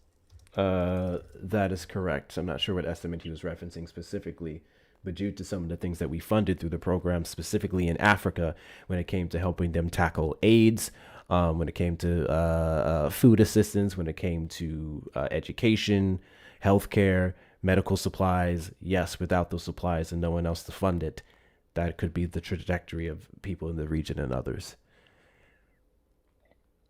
Okay. Yeah. I'd love to do more research on my own time too, just with the USAID cuts. But yeah, I just wanted to bring that up because I know You just brought up the USAID, Yeah. but We can also talk about the cuts here in the United States. I believe it's 40 million children. Is it 20 or 40 million children benefit from SNAP? Donald Trump has made aggressive cuts to them as well. And these are not from people who are defrauding the system. The majority of quote unquote fraud are just errors, administrative errors. The people making the payments, the people who work for SNAP and then issuing wrong payments, little or too much to Americans. Those cuts. Arizona has seen the most aggressive decreases, 50%, roughly 50% of cuts in the region. Those children will now have less food. Parents have to decide between feeding themselves and feeding their kids, between healthcare and food, also combined with the cuts to Medicare, which covers children. Or at least their parents. Okay. If their parents are not well, they can't supply for their kids. So all this talk about being pro-birth doesn't help the children when they're here, when Donald Trump is doing the complete opposite of bettering their lives. He's also defunding education. So now we're bringing kids into the world and making them fucking dumber. Okay, yeah. Yeah, just like I said, like I'll definitely do a lot more research on the USAID cuts, and I'll just have to reflect, and just do more research. Why are you pro-life, or at least pro-fetus? Well, okay. Okay. So, wait, first can I ask, like, do you think that the 70 million people, I mean, not the 70 million babies that didn't have the chance to get born, do you think that's wrong, or you don't think that's wrong? There weren't babies. I know, but like, because a fetus is a human, correct? Yeah, it's a human DNA, that's correct.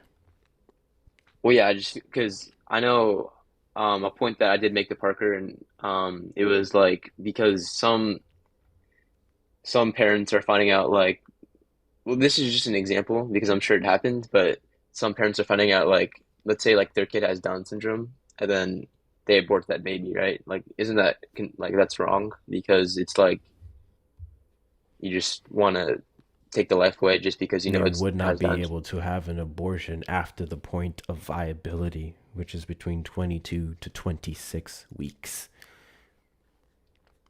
The government already has laws to protect the life of a child, to protect the life of a baby. Past that point, it would be infanticide, unless it's in a medical necessity to protect the mother's life. Before that point, it does not have the necessary requirements and breathing and sentience and everything else to be considered a life, a baby that we would protect and give the same rights as the mother or anyone else. God bless you. That is why they're allowed to do it. Our government literally does not welcome infanticide. Yeah. Just with, I already know. I already mentioned the quote, not the Bible verse that I mentioned. That Bible just verse because, did not support God referring to what's in the womb before the point of viability as a life worthy of the same protections as the mother. Again, your God considers life as first breath. That's Genesis. Then we can take into Numbers 5 in regards to the bitter waters and how a woman would know she's pregnant and then would perform an instant abortion if she was unfaithful to her husband upon drinking the waters. You're putting a fetus in much higher regard than God does. Yeah. So yeah, I know. Like just going back to that. So you said you're not religious, right? Or you grew up in a Christian family, but you're not religious anymore. No, not anymore. I do not believe, or I do not believe there's enough evidence for God.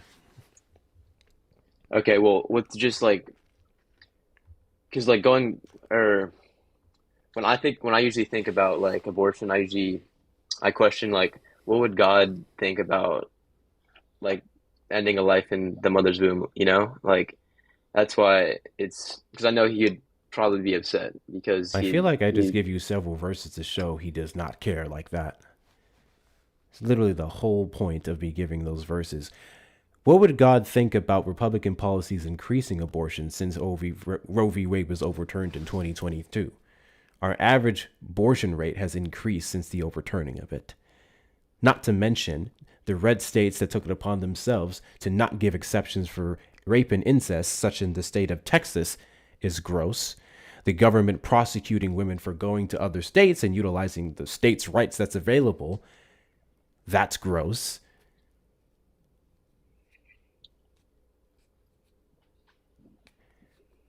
Do you believe in free will?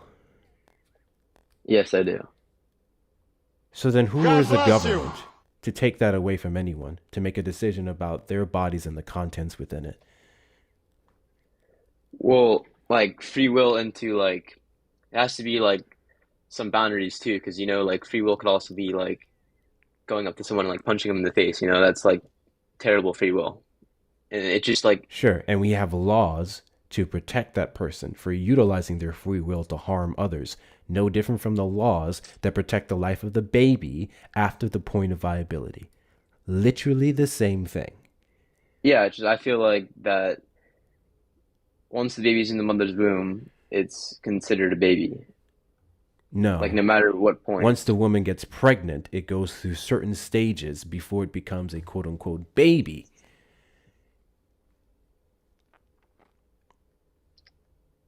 You're saying it's a baby just because she's pregnant and you're just automatically assuming it as such. Science would disagree with you. Doctors would disagree with you. Our laws would disagree with you. And I would make an additional step and say that your God disagrees with you, because there's not a single verse in the Bible that supports the Republican stance on being anti-abortion. Hi, Kit. Really quickly, Debbie's in the chat too. I'm so late. I'm 16 minutes late on this. Thank you so much, Will, for the $15 PayPal. Thanks for your diligence in doing meaningful content. It keeps me motivated in goals to help others. I do my best. I'm tired, boss, but I do my best. I appreciate your support. W's in the chat to Will. Can we get some W's in the chat to Will? Anyone else want to support the platform, please feel free to hit up the links in the bio. Those of you on the YouTube side, super chat or super sticker, please follow me on everything. Do all the shits. Do all the shits. Go ahead, Kit.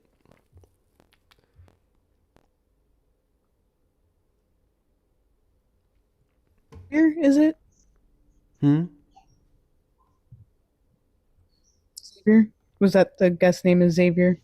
Yes. Oh, I'm sorry. My real name. This is my alt account. My real name's. Don't say your real name. It's fine. Go by the username. Okay. All right. Your screen name is fine. This is TikTok. Do you know that verse you're using of the Bible where you're saying that God was talking about knowing you in the womb? He was talking to a specific person. Do you know who that was? No, I don't. It was Jeremiah. This was not a blanket statement. This was speaking to a specific person. Now, if you go with the omni properties and you do believe that God is all-knowing and all-loving and all-powerful, then you would assume that, yes, he would technically know everyone in the womb. But you also said something that caught my attention of God wouldn't want these babies to be unaliving in the womb. You understand, like, do you understand the process of conception? This is an honest question. Well, yeah, I just know like, well, what I personally believe is that like God created you like in the first like once you're I'm pregnant, asking if you know the scientific process of conception. I don't understand I don't know it fully. Okay, so sperm meets egg, egg starts multiplying cells, goes down fallopian tube into uterus. Yeah, right. I know that. Do you know that a lot of those eggs, even fertilized, that travel to the uterus still end up as like cycles, periods, or very early miscarriages that the person doesn't even know is a miscarriage? So if God has a really big problem with very early pregnancies ending, why did he create us to just constantly have early pregnancies ending?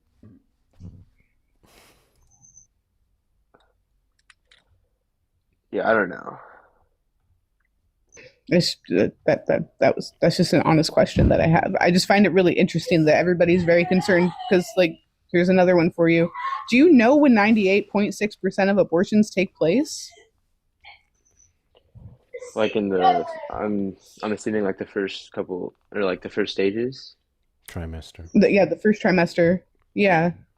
So, like, everything else besides that of the first trimester is typically either life or unalivement situations for the mother, or they've done a later on anatomy scan and found out that the baby has some kind of serious developmental disability. And when I say disability, I mean incompatible with life. I mean their spinal cord didn't develop properly, parts of their brain never developed, their lungs didn't develop, something that is going to make it so that they may live for a few moments to hours, and those moments to hours is going to be excruciating for that baby.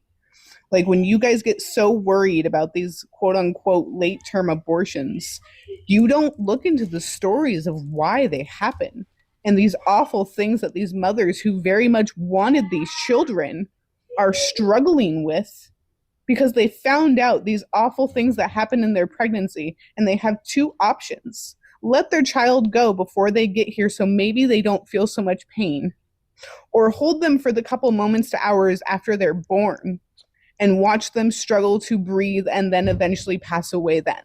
Like, you don't look into that because it's too hard for you, because it's easier to virtue signal by saying, I just don't want babies to unalive. But then you don't look into the true pain behind the stories. And this is my problem with the virtue signaling with religion around abortion. So you don't know what these people are going through. You generalize and you say, unaliving baby bad. But did you understand any of this before I brought it up to you? Had you even thought of it? Yeah, I definitely like yeah, I've definitely understood what you're saying. It's just like I just believe like every baby should just like have a chance because yeah, I know like it's like terrible like it's super bad that they're like going through these pains. It's just like why did God do that? Well, it's just like I'm sure you've heard of the God saying like bless you. why I'm sure you heard of the saying like why does bad things happen to good people? I mean, yeah, yeah, why does bad things happen to good people? I think like the best way like I can try to explain it is just like he because I know that You, Parker do you know what the number one reason cited for elective abortions are? No, I don't. Financial. The number one reason why women have abortions is because they cannot afford to take the child. They cannot afford to have them. In this economy, Trump's economy, he's quite literally make it worse while cutting programs and protections that were meant to at least help supplement some of these children's lives through their parents. So if you want to talk about every baby having a chance, what chance does a child have when their school can't get the right supplies for them to learn?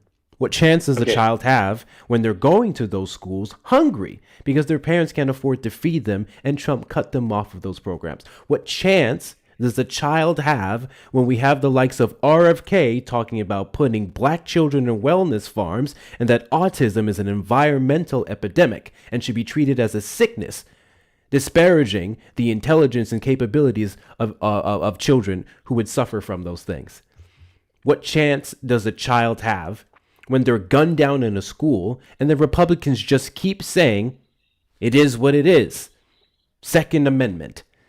What chance does a child have when our tax dollars are going towards killing a bunch of them abroad versus actually supplementing them here? God bless you. We don't talk about those chances, but for some reason you're worried about a fetus who can't feel pain, conceptualize pain, can only breathe through the goddamn umbilical cord.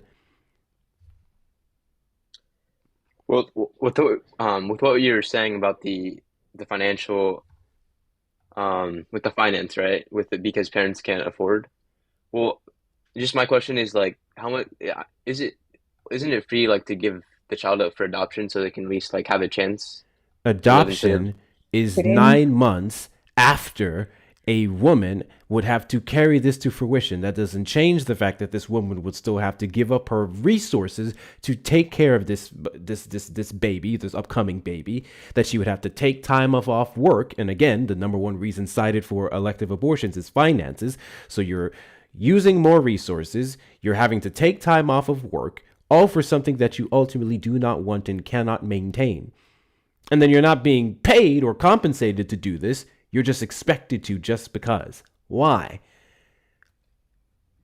Well, yeah. And thank you. Risking her life. Very good point, Savvy. Every pregnancy is also a risk to women's life. While that may only be a small percentage of cases of pregnancies in the United States, it's still a chance that they could die for a child that they do not want. Sorry, go ahead, Kit. It's also currently going up astronomically because of the resources that this administration is cutting. Maternal mortality and infant mortality are consistently getting higher and higher rates in this country. So let's be real, that number is not so small as it used to be.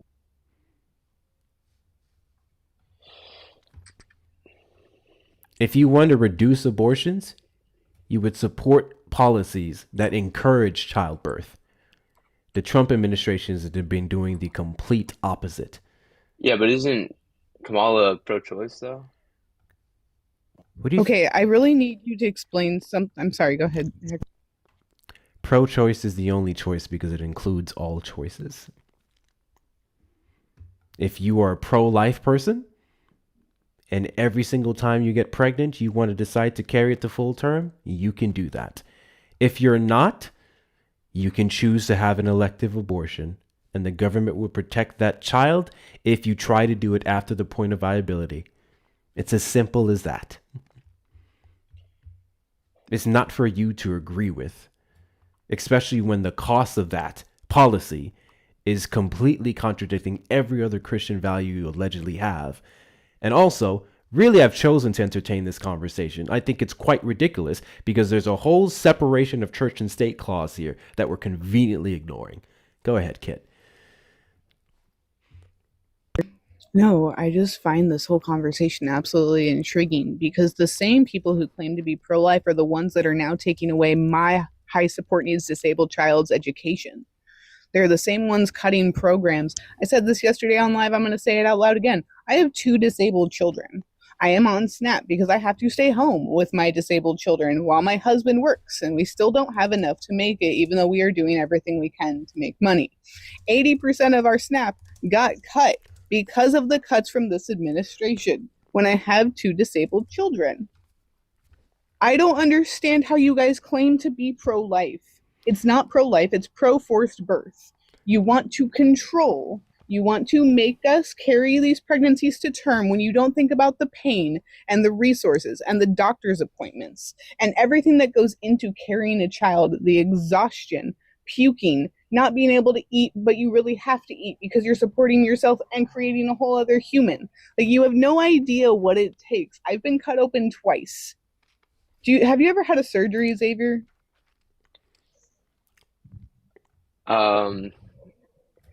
No, yeah, I have. Really quickly. What? W's in the chat. Thank you so much, Max, by the way. Max is the reason why our gift gallery is entirely cleared with the last gift. To every single person who contributed to the gift gallery tonight, big W's to you guys. I appreciate you. That helps a ton, helps the TikTok algorithm recognize us and boost us out. We're doing absolutely horrible on the taps. There's no reason why we shouldn't already be at 300,000 likes because we've been live for 3 hours. I would appreciate it if y'all can super tap that screen and get us there. YouTube, make sure you're liking the stream. W's in the chat to Taylor for the $5 Venmo. Men should have no say so in women's health. Drop him. He doesn't know up from down. This is a learning opportunity for him, though, because I imagine he's young and he believes this because that's what he was told his entire life. I'm here to tell you that is the opposite of what you should be believing, especially in regards to your faith. Go ahead, Kit. I'm going to turn that around. So, my children are disabled. My oldest is high support needs, which means he needs things like AAC devices, things that he can speak through because he is nonverbal. He needs a lot of accommodations in school. This administration cut all those things away. This administration cut away SNAP programs for even those of us that are a working family. but taking care of, say, disabled children like myself. Now we're having to scramble to attempt to make ends meet even more, but you guys claim to be pro-life. It doesn't make any sense to me. It's not pro-life to make children suffer because their parents are already doing their best to do what they can to keep stuff going as the cost of everything goes up. But I want to go back to where we were at. You said you'd had a surgery. What was it? Yeah, it was a Tommy John surgery because I No played idea what baseball. that is. But yeah, so I know it doesn't compare anything to what like the surgeries that you had to go through. I'm just like when you asked, I had a surgery. I had a Tommy John surgery because my arm was hurting a lot, and I found out I had Tommy John, and this is So a because tendon. this is because I pitched a lot Okay. in my baseball career. Okay. So, yeah. So I've had to have 2 C-sections. So I've been cut through my skin, muscle, and organs twice because I actively chose to bring children into the world. And that was the way I ended up having to do it because my children both got tangled in their umbilical cords. Why would you put someone through what I just described to you?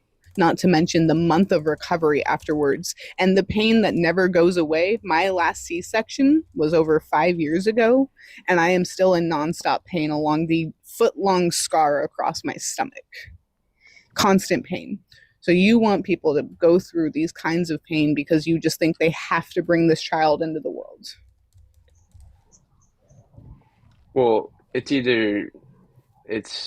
I'm not like trying to talk like I'm not trying to talk down. I'm just saying like it's either like the child dies in the womb from abortion They or don't the woman know goes through that pain. for the rest of our life. I don't think that you're comprehending that part. This pain is not going to go away. I have it forever, but at least I actively chose that.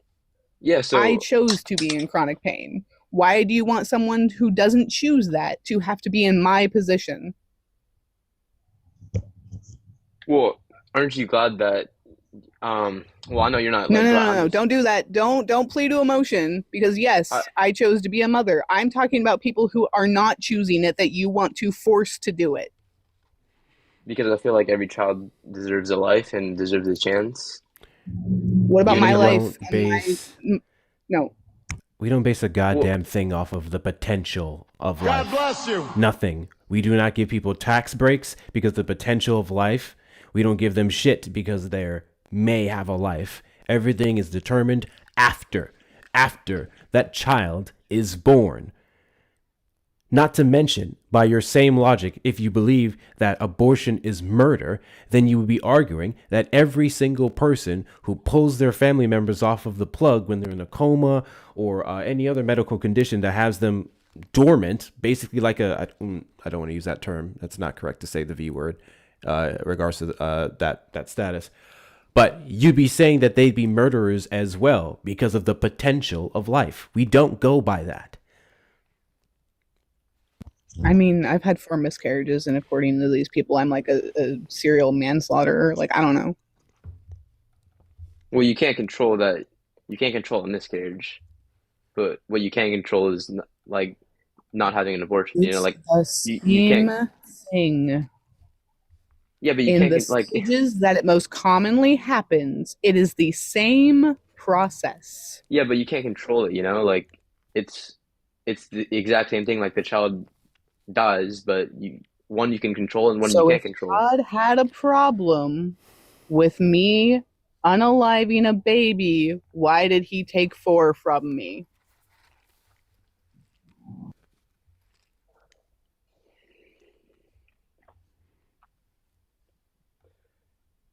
Well, yeah, like I said, like it's out of your control. You know, you can't control that you're gonna have 4 miscarriages. That's Can you what I name asked. one law that regulates men and their private parts? Wait. No.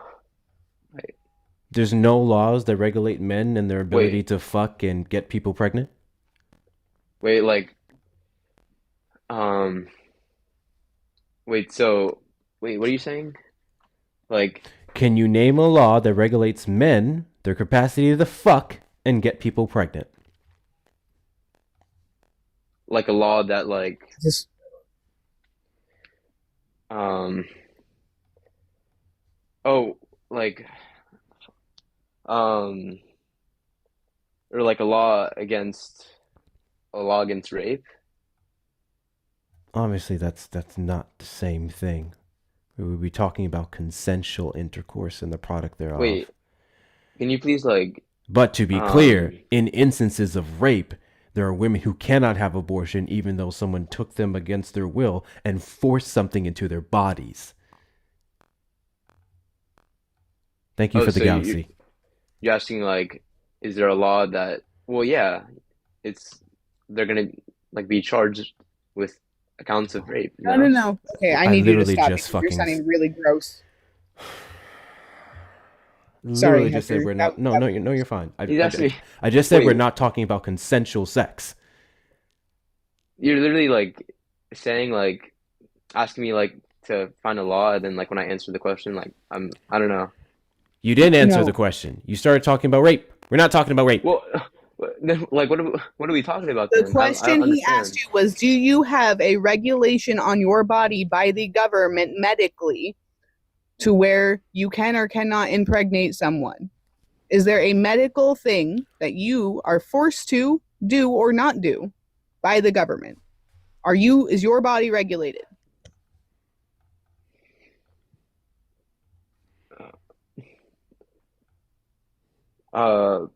Yeah, I'm not sure. Like, just to be honest, like I'm not sure because I thought you were talking about like if there is there a law against the man that like RAPE. That's why I was. There is no law that regulates your dick and what you do with your body, specifically in regards to sexual relations, consensual sexual relations with another adult consenting human being.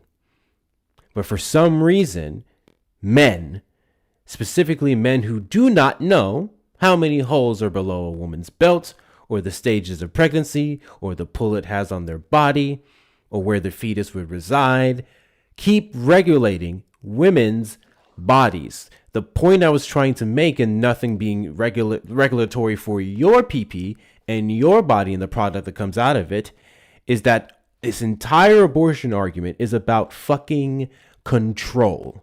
That's it. It's control. And they don't give a shit about these lives. Otherwise, they would follow up after the baby is born. It's a scapegoat. It's a false sense of morality that's not backed even by your book, and especially by the Constitution. People who don't know the science behind the different degrees of pregnancy shouldn't regulate against women's decisions to terminate one, because that's what abortion is, a termination of a pregnancy, not the killing of a child. Have you ever watched the movie Dune? Wait, what was the movie? Dune. No, I haven't. Do you have any intentions to watch the movie Dune? Kamala would never. I don't know what it's about. Okay. I think you should watch it.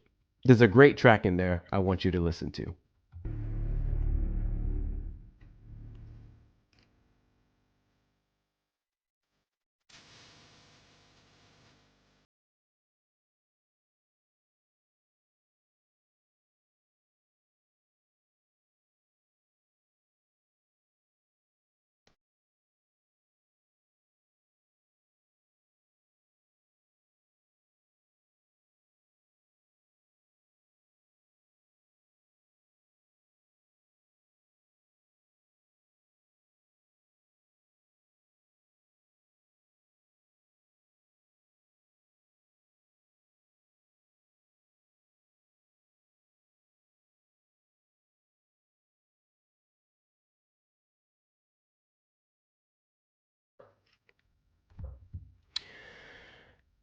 Dub is in the chat to Taylor for the $10 Venmo. Abort the guests. Also, Kit, I fucking love you. I love them too. Dub is in the chat to Gucci for the $10 Venmo. He just intent on not getting it. He intentionally ignores points that he can't argue against. There is that. Dub is in the chat to you. Dub is in the chat to Savvy for the $5 PayPal. I have had 2 abortions and both saved my life. I would have offed myself had I not had access to abortion. What about our lives? When do they matter? That's a whole nother portion of the conversation that we seem to conveniently ignore. W's in chat to you. W's in chat to Frolic for the $5 for the drop fund. And big W's in the chat to Manivan for the $33 PayPal. All they said was Hector with 2 R's. And W's in chat to Manivan for additional $3.30 drop pool. Kid, I hope you actually register all the shit that we told you. And I hope you put it into practice. I'm going to be completely honest with you, and I want to apologize to every single woman and femme-presenting person in this chat right now and over on YouTube. Reason why I want to apologize, because I let that conversation go on too long, and we completely derailed from the point that Donald Trump is an immoral human being. We completely derailed from the point that Donald Trump is destroying the fucking economy. We completely derailed from the point that your personal religion has no place in politics. And I wish I got into talking about just how fucking Christian Kamala Harris actually was. And I want to apologize for not giving a trigger warning before bringing up miscarriages. Sorry, chat. Sorry, everybody listening. I should have trigger warning that one. Yeah, we should have done a few trigger warnings. Fuck, there's someone still on hold. God damn it, I wanted to end the fucking stream. Shit! Hold, please. And you had to take it. Caller, you are on the line. I apologize for the wait. Did you vote for Donald Trump? Hey, man. Yeah, I did. Do you regret your vote? Yeah, for sure. Why is that? Yeah, well, and this probably isn't what you're looking for as far as a conversation. I actually voted for both parties. So I voted for Obama. I loved what he came in to do. I didn't care for Hillary. That's why I voted for Trump. I didn't care for Biden. That's why I voted for Trump again. And everything that I see going on, dude, it's pushed me towards a third party. Just listening to everything going on right now, and libertarian. That's the way to go. I don't get it. I don't get the hate. I don't get everybody fighting with each other. Both sides feel the same way, but all it is a fight. That's all it is right now. It's my side's better than yours. And just listening to that dude earlier, I mean, it's just, I think everybody sounds ignorant right now. You don't get why people don't like Donald Trump? Is that what you're telling me? No. I don't get why everybody is fighting with it. I feel like everybody's fighting over their side. So, I mean, like I said, I voted for Trump. I don't like what's going on. I don't like what we're in right now. I don't like what we were in, the previous 4 years. This sides conversation is a scapegoat. You guys like to talk about sides versus talking about the values that both sides are proposing. We're not just up here repping fucking gangs of blue and red. We're talking about policies. We're talking about the direction of the country, what's best for the average American. So let's talk about that, not party this, party that. The Republican Party under Donald Trump has abandoned what America stood on. They have abandoned the Constitution. That's what I'm calling out here on a daily basis. Are you aware of the fact that the 21st Century Road to Housing Act passed today? Do you know what that is at all? No, I haven't heard about that. Okay. It's one of the biggest pieces of affordable housing legislation that's been passed in the last several decades bipartisanly. Republicans in Congress, in the House and the Senate, overwhelmingly agreed on the bill, and it's meant to decrease the cost of homes to get more built into the market because we have a supply and demand issue, right? So that's what Republicans and Democrats agreed to, and they said, let's get this passed, let's get this out there. Do you know what Donald Trump did? No. What? Donald Trump threatened not to sign the bill because his bill, or the one he wanted, the SAVE Act, didn't pass. He canceled the signing ceremony instead of immediately getting it signed into law so we can start the process of giving the average American the dream of affording a home or starting the pathway for it. He wants the SAVE Act passed. Do you know what the SAVE Act is? The SAVE Act? Yes. No. The SAVED Act is a Republican piece of legislation that is requiring all citizens in the United States to get an ID to vote. The problem with the SAVED Act is that every single American eligible to vote is an American civilian. The reason why we know that is because of their registration. You have to show ID and present proof of citizenship when you register to vote. So when you put your ballot forward and you vote in our elections, they check your registration. Registration shows citizenship. You're a citizen and you're allowed to vote. Anything else that may slip through the cracks, which is 0.0000004% based off of data we've shown for the last 40 years, is irrelevant to our elections. We're catching said fraud. We're kicking them off the voter rolls. But Donald Trump, under the guise that he lost the 2020, excuse me, let me watch my words here. TikTok is sensitive when we talk about elections. Lost the 2020 festival, believes that Democrats imported millions of undocumented migrants for the sole purpose of voting for them, despite the fact that the 2024 election and the 1.6% of the increased vote that he got would disprove that. Because if allegedly 10, 20, 30 million undocumented migrants entered the country under Joe Biden, then they would have voted for Kamala Harris. They didn't. Despite the fact that Kash Patel and his other appointees have presented no evidence whatsoever to support the claim that the 2020 festival was stolen from him in any meaningful way. He still touts it around. So Donald Trump, overall point, I'm rambling now, my apologies. Donald Trump is holding back progress. He's holding back affordability for Americans and home ownership because he has a beef with his irrational fucking understanding of how our elections work. I think that's a very valid reason for me to criticize him, for the average American to criticize him, for Republicans now, some to criticize him, because he is holding back progress on conspiracy theories. He is a nut job. One of the most unelectable, ridiculous, outrageous, stupid, moronic presidents we've had in the history of the United States. And while you may not agree with certain Democratic values and Democratic policies, I think we should be able to agree on progressive tax reform, on border security, on health care, school, education, so on and so forth. All things that Donald Trump has worsened since getting in the Oval Office. Yeah. No, yeah, 100%. I agree with that. I thought you were looking for people that voted for Trump and asking if they regretted it. I absolutely am. And I appreciate where you stand on Trump today. But here's where you piqued my interest in what you said. You said you're going to vote Libertarian. And you're really not going to like what I'm about to say next. There is no room for libertarians on the federal level.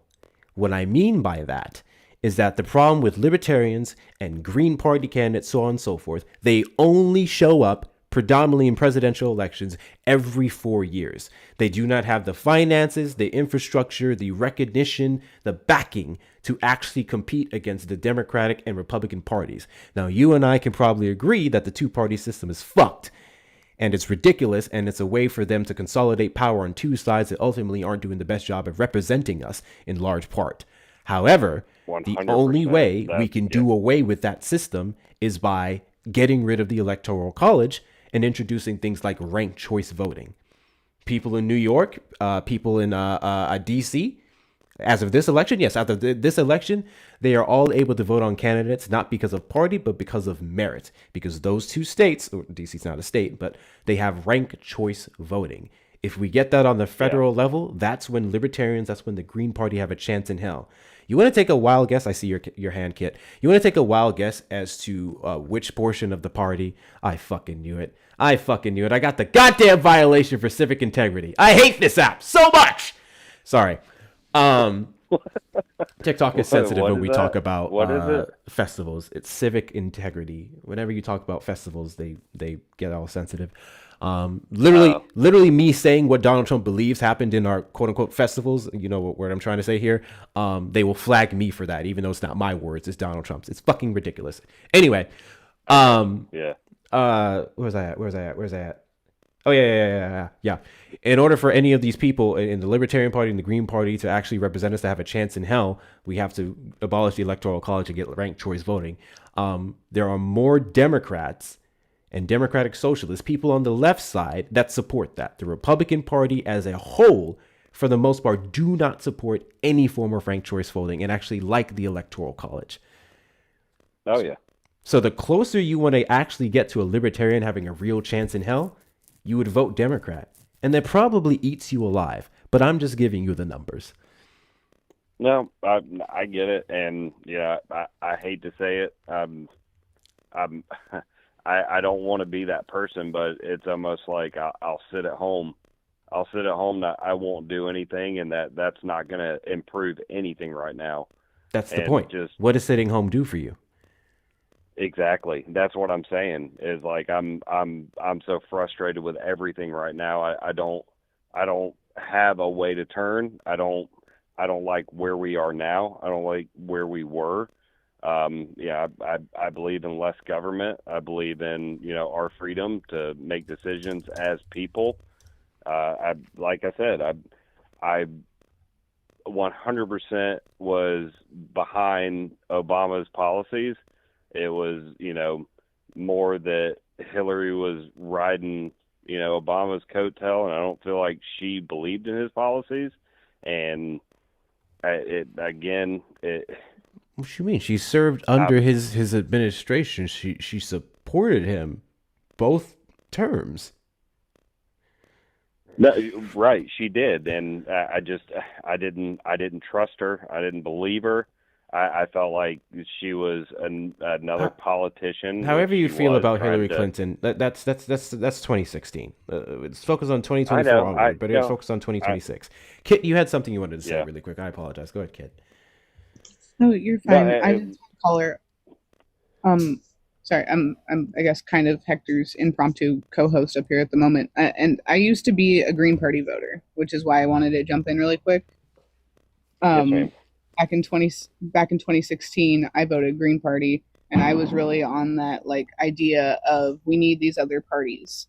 And for me, honestly, when I reflect on it now over a decade later, it was really about me sitting on some moral high horse, like, oh, I'm not voting red or blue. I'm voting outside of the system that everybody's arguing about. It was really moral superiority. Because when you look at the numbers, the 3.5% number that I'm sure you know about that third parties need to get to even have the financial backing to be a consistently recognized party is almost impossible, like Hector already told you, with the system that we have. So I get wanting to vote third party. I did it in 2016, and I own that now. But everything he just said was true. If you want third parties, if you want us to have more parties, like 5 or 6, like places like Canada or the UK or whatever have, the only people pushing towards that are specifically progressives in the Democratic Party are pushing towards ranked choice voting. So if you want out of this two-party hell, we have to get the people in that also want that for us, want us to have more choice. Really quickly, W's in chat to April for the $5 Cash App. Just moved from California to Mississippi, Missouri. What is MI again? Drove fried. More money later. It sounds like a trip. I hope you're driving safe, please. Please drive safe. Do not encourage driving under the influence in any way, shape, or form, but thank you so much for your support. Yeah, that was my big point. I get where you're coming from, and I do still hold some respect for people who have this idea, but it's an idea that we do not have the political infrastructure for. Like Hector told you, as long as the Electoral College is real, as long as we don't have ranked choice voting, let's pretend that a Green Party or Libertarian candidate somehow did magic. Sorry, go ahead. Well, let's pretend one of them did magically get the vote, right, for president. They're going to have no support in Congress because there's no Green Party or Libertarians within Congress. So what are they going to do? They're going to be a lame duck president anyway. It's just not realistic. Yes. No, and I 100% understand and get that, and I guess that's what's so frustrating about it is because, and that is where we need to go, and I got some time to figure it out and think about it, and like I said, talking about regretting what you did and regretting who you have in there. I just want to be one of those people to call in and say, hey, Yep, that's who I voted for. I voted for Trump, and am I happy with what's going on? No. Do I regret it? Yep, I do, and I want to get there. I want to get to where we need to be. I appreciate the accountability. That's where I'll leave my comments at. You can't possibly tell me that none of your values align with Democratic candidates on the ballot this November. I refuse to believe that. No, I won't say that. But are there things that I've heard and that the mainstream media have, forced on us? And I watch all of them, and my biggest thing now is BBC, and just trying to get my information from pretty much outside of our country, just to get an outside perspective. And it's just no, I cannot say that I do not fall in line with Democrats, and I like I said, I'm I'm in the middle. I'm on that third party. I believe that, freedom of speech, the less government, the let us live our lives, and it's just that's not an option we have right now. And again, not trying to point fingers or say this is why it is, but I truly believe that outside of you talking about this right now, that is what it is, and it's a battle between two sides, and that's all it is. I want to explore those two things that you said for a moment. Specifically, you're pro small government. I would contest that. I think you are pro small government in certain areas versus others. I think we can probably agree on some areas that we actually need big government. One of those areas, I think, is when it comes to the regulation of our food.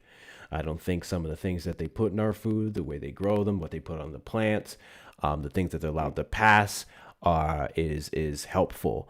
I don't think small government in our medical field, to people who would benefit from certain surgeries, medication, substances, so on and so forth, I don't think that needs to be unregulated at all, because then corporations can do whatever they want with the stuff that we're consuming.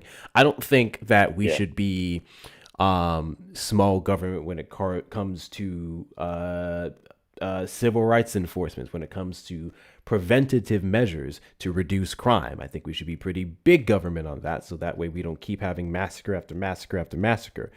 But there are other areas where it's like, okay, we can probably chill the fuck out on that. So the Trump administration has, I don't need to tell you this, you regret your vote, but has done quite a bit that shows that they are pro big government in particular sectors. Democrats, when it comes to war machine. Well, I would say that's kind of bipartisan, but, you said free speech, and I'm curious as to why you guys think that the left is against free speech. No, I don't. I do not think that at all. And I'm sorry if I made it sound that way at all. You talked about think you talked about seeing things that you didn't like on either party, and you specifically mentioned that you're pro free speech and small government. Mm-hmm.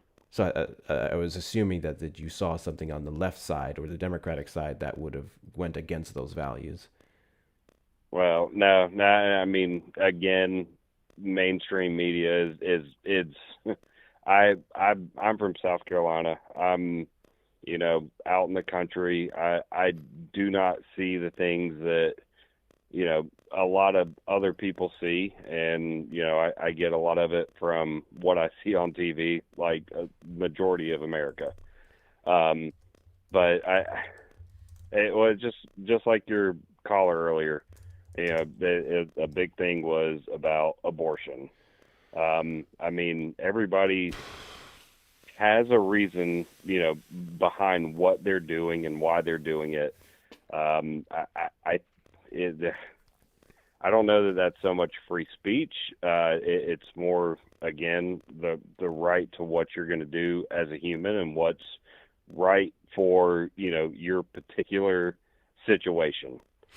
How are you pro small government, but then you want the government to stop abortions? No, that's not what I'm saying. Like I said, I think everybody has, their specific situation they're going through, and you have. Oh, Well, did I take that wrong? I don't. I don't want to classify it, and I don't want to say that that the left is pro-abortion and the right is and they're pro-life, and that's not what it is, but that is what they make it sound to be. I think that there are certain situations that calls for it, and there's certain situations, and again, I'm a guy, I don't have a say in that one way or another. So that way you would ultimately be pro-choice. And also, pro-choice is not pro-abortion. I'm sorry? Pro-choice is not pro-abortion. Like, I want to make that super duper clear. Well, and again, that's what I'm saying is I don't have a dog in that fight. I can't say one thing or another about it. I can't say somebody is wrong for doing it, and I can't say somebody's right for doing it. I don't have a dog in that fight. I can't say what somebody's going through, what their reasoning is for it. I don't think I understand what you're saying. You're saying that is I get it. That I shouldn't have went down that path. That's not what I'm saying. I'm saying that I do not have anything to say about that, and I don't have anything to say as far as you shouldn't do it or you should do it. That's not my lane, and that's not what I have anything to do with. I shouldn't have listened to that last caller because that's where I'm on. Okay, I'm going to summarize this. Yeah, we have two choices as it sits right now. I'm sorry. I shouldn't have went down that path. That's wrong. I'm sorry. We only have two choices as it sits right now in our elections, unless it's the local level. Actually, I take that back. Unless it's the local level. Local levels, you do get some like libertarian candidates, Green Party candidates who actually do have like chances to win certain seats. And that's actually where the building up of the party should fucking start, because in order to get all the way to the presidency, you have to have some backing before then. So all these people who just jump straight for the president are fucking stupid. But anyways, you get two choices. And we're going to have those two choices for some time until we do all the necessary steps to encourage other parties, other people who are not associated with parties, so on and so forth. There is no side that you're going to find everything you want in.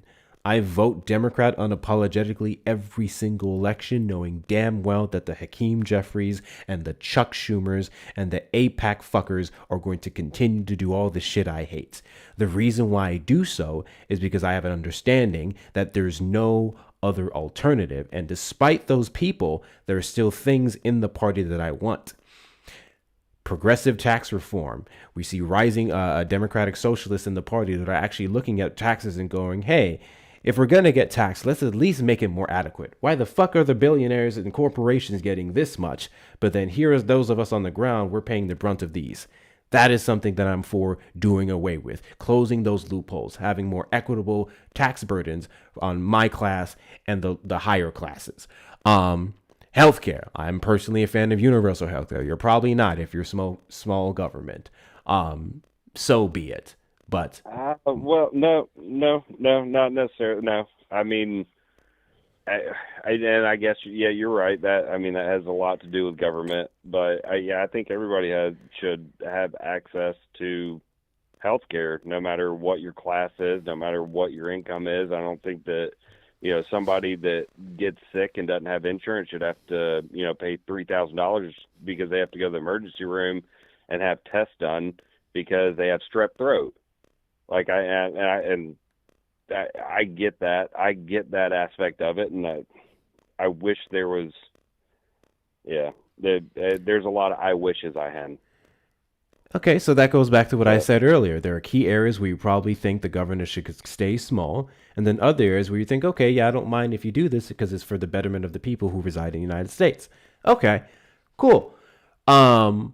I am for civil rights enforcement. I am for equity. When I look across the United States and I see all the fucking divides on goddamn race and ethnicities and stuff, this shit pisses me off. Yeah. I wish more people would have a goddamn understanding of folks who look differently from them, folks who eat differently from them, folks who pray differently from them, because ultimately all of those things don't impact what I do in my life, who I fuck, or anything else. In fact, that was a heathen thing I was about to say back in the day. Point is, the Republican Party obviously is stewing up more of this contention and making it seem like black people have all these privileges and stuff and all this fucking crap. It's not benefiting anyone. And then when you're scapegoating identity politics and race relations for the damage that you're doing to all folks, blah.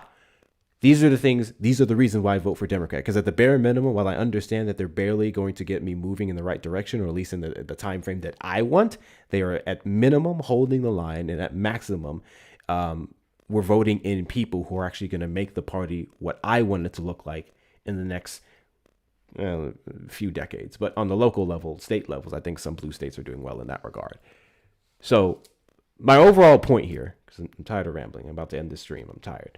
My overall point here is we have to stop looking at these parties for perfection. We have to stop looking at them as supposed to being this like perfect utopia of everything that we want, because I'm not trying to insult you specifically, but I'm just speaking on behalf of how a lot of Americans view our political process. I want this, I want that. If I can't get it, I'm not participating at all. You not voting doesn't change the fact that you're still getting taxed to hell. You not voting doesn't change the policies of both parties impacting you. So at minimum, if you're going to get fucked either way, at least choose some lube. Does that make sense? Yeah, no, it does. It does. Yeah, no, I know. And that, like I said, that's where I'm at right now. It's not going to benefit me to do that one way or another. I'm frustrated. I'm frustrated. I'm at that point where, I'm just like, F it. And I know that's not what this country is built on. I know that that's not what needs to be done. I know that we're not going to get where we need to be by people thinking the way I am. And yep, I get it. I 100% understand what you're saying. I can only hope between now and November that you at least take a look at the candidates. You find the one who's going to do the most of what you want. You find the one that's going to hold the line, the one who's not going to agree with the administration you regret your support for and continue to make it worse, and vote accurately. But I do appreciate your conversation. I appreciate your vulnerability. And you enjoy the rest of your night. Yeah, man. Hey, thank you for what you're doing, and fucking keep it up. We need to get people out there, and we need to get on the same page. So thank you, man. I don't disagree. You have a good night, man. You too, brother. Bye.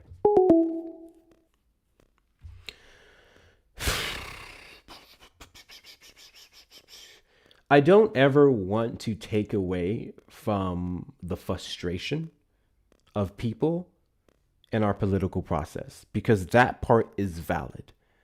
I want to make that super duper clear. Every single person frustrated with both parties and what they're doing is valid.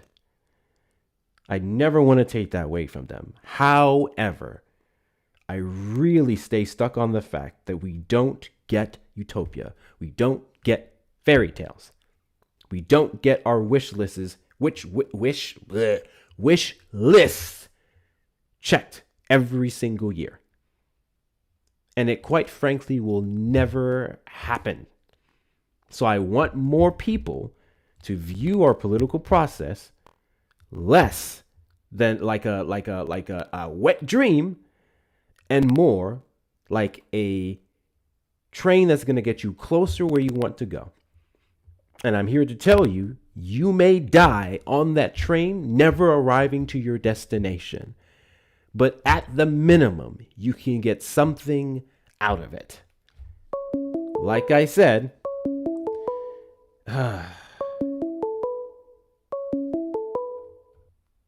Call from. My name is Lukey. Calling you on the line, did you vote for Trump? Wait, what? Did you vote for Trump? My name is Tom Pro, and I'm going to eat my diary. as I was saying, if you're going to get fucked either way, at least choose lube. Choose some strawberries and whipped cream every now and then. Choose some romantic music. Choose 900 thread count sheets. That's literally how I view politics. One of these people are going to fuck me. Which one's going to make the fucking more enjoyable?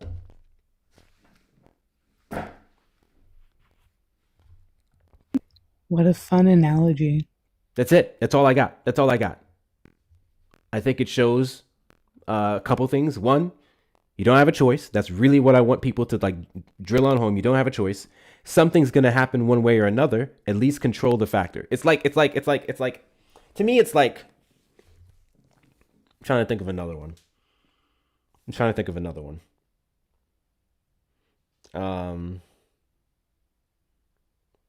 To me, it's like your parents presenting two options for dinner, right? And you only get those two. There's nothing you can do to change that, at least not yet, okay? You get two plates. One plate has 4 things you don't like, and one plate has 3 things you don't like. Doesn't make any sense to sit there and not eat, because then what happens to you?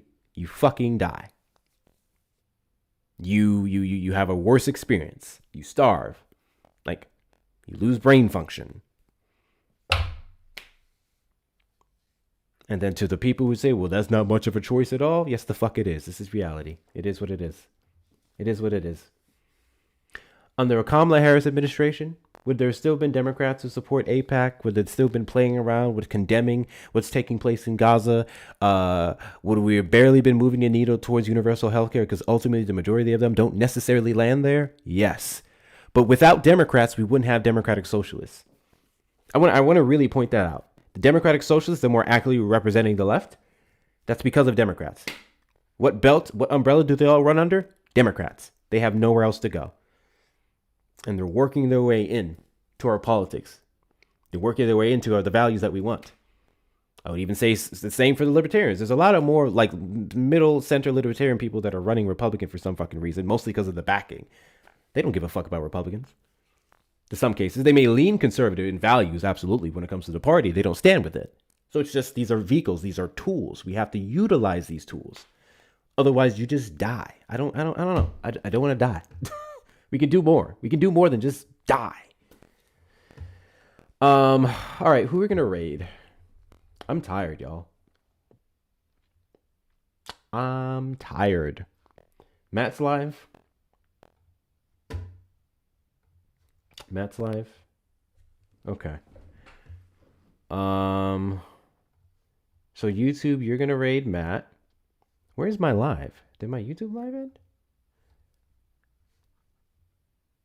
Sorry, my YouTube live is not showing up. That's odd. There it is. Okay. That was weird. That DNC writing them big checks. I fucking wish. To any DNC bots that may be listening.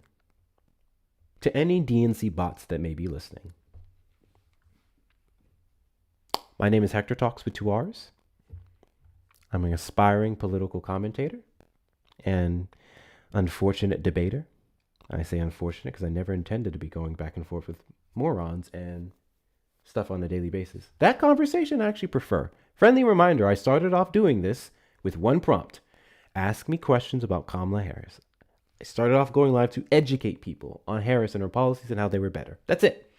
And then everyone wanted to come up and tell me how she was so bad and knew nothing about her. Anyways, as I was saying, DNC, I go live every Saturday after 3 p.m. CST and randomly throughout the week. I'm pretty consistent.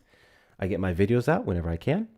I think I make pretty fucking good videos. I'm not going to lie. The algorithm does not recognize my greatness, but it's cool. Every now and then it does. I had a couple viral videos. I'm out here on a daily basis trying to get people to vote alongside their best interests, which mostly leans Democratic if people had an honest conversation about it and their bigotries and stuff or misinformation. Sometimes I'm funny. I'm kind of cute. I'm good at what I do. So, DNC, you wanna you want to send your boy some checks, feel free to. Hit me up. Hector's all right. I mean, I could declare that you are aspirationally Jewish, since that's the thing now, and I could hit up Soros for you. Man, please don't put that on me. please, Look, just saying it's apparently a thing, okay? When I saw that, Kit, and those of you who don't know what Kit's referencing, they're talking about Elon Musk, when he put out all that anti-Semitic shit on Twitter back in the day, and then went on the fucking Jewish space laser apology tour, right? Where he kissed the wall, he apologized for this, he went and met with Bibi Netanyahu, then he just went saying a bunch of shit. One of the things he said was like, I have friends that are Jewish, they're really cool. I'm aspirationally Jewish. The dude just completely cucked. I just want to make that point. Completely cucked. And he said with his mouth that he is basically aspirationally Jewish. It was the craziest shit. So that's what Kit was. I'm saying you have Jewish friends. I'm right here. So like, you too could get Soros checks, Hector. Yeah, DNC, y'all like APAC. Here's one of your people right here. Whoa! Now we're gonna fight, motherfucker. Excuse the hell out of you. I am offended and upset. Y'all, Hector ain't shit. I need to remind everyone that Hector ain't shit, okay? This motherfucker. I kid. Kid hates y'all. You're destroying the country. Exactly, Nova. Cancel Hector.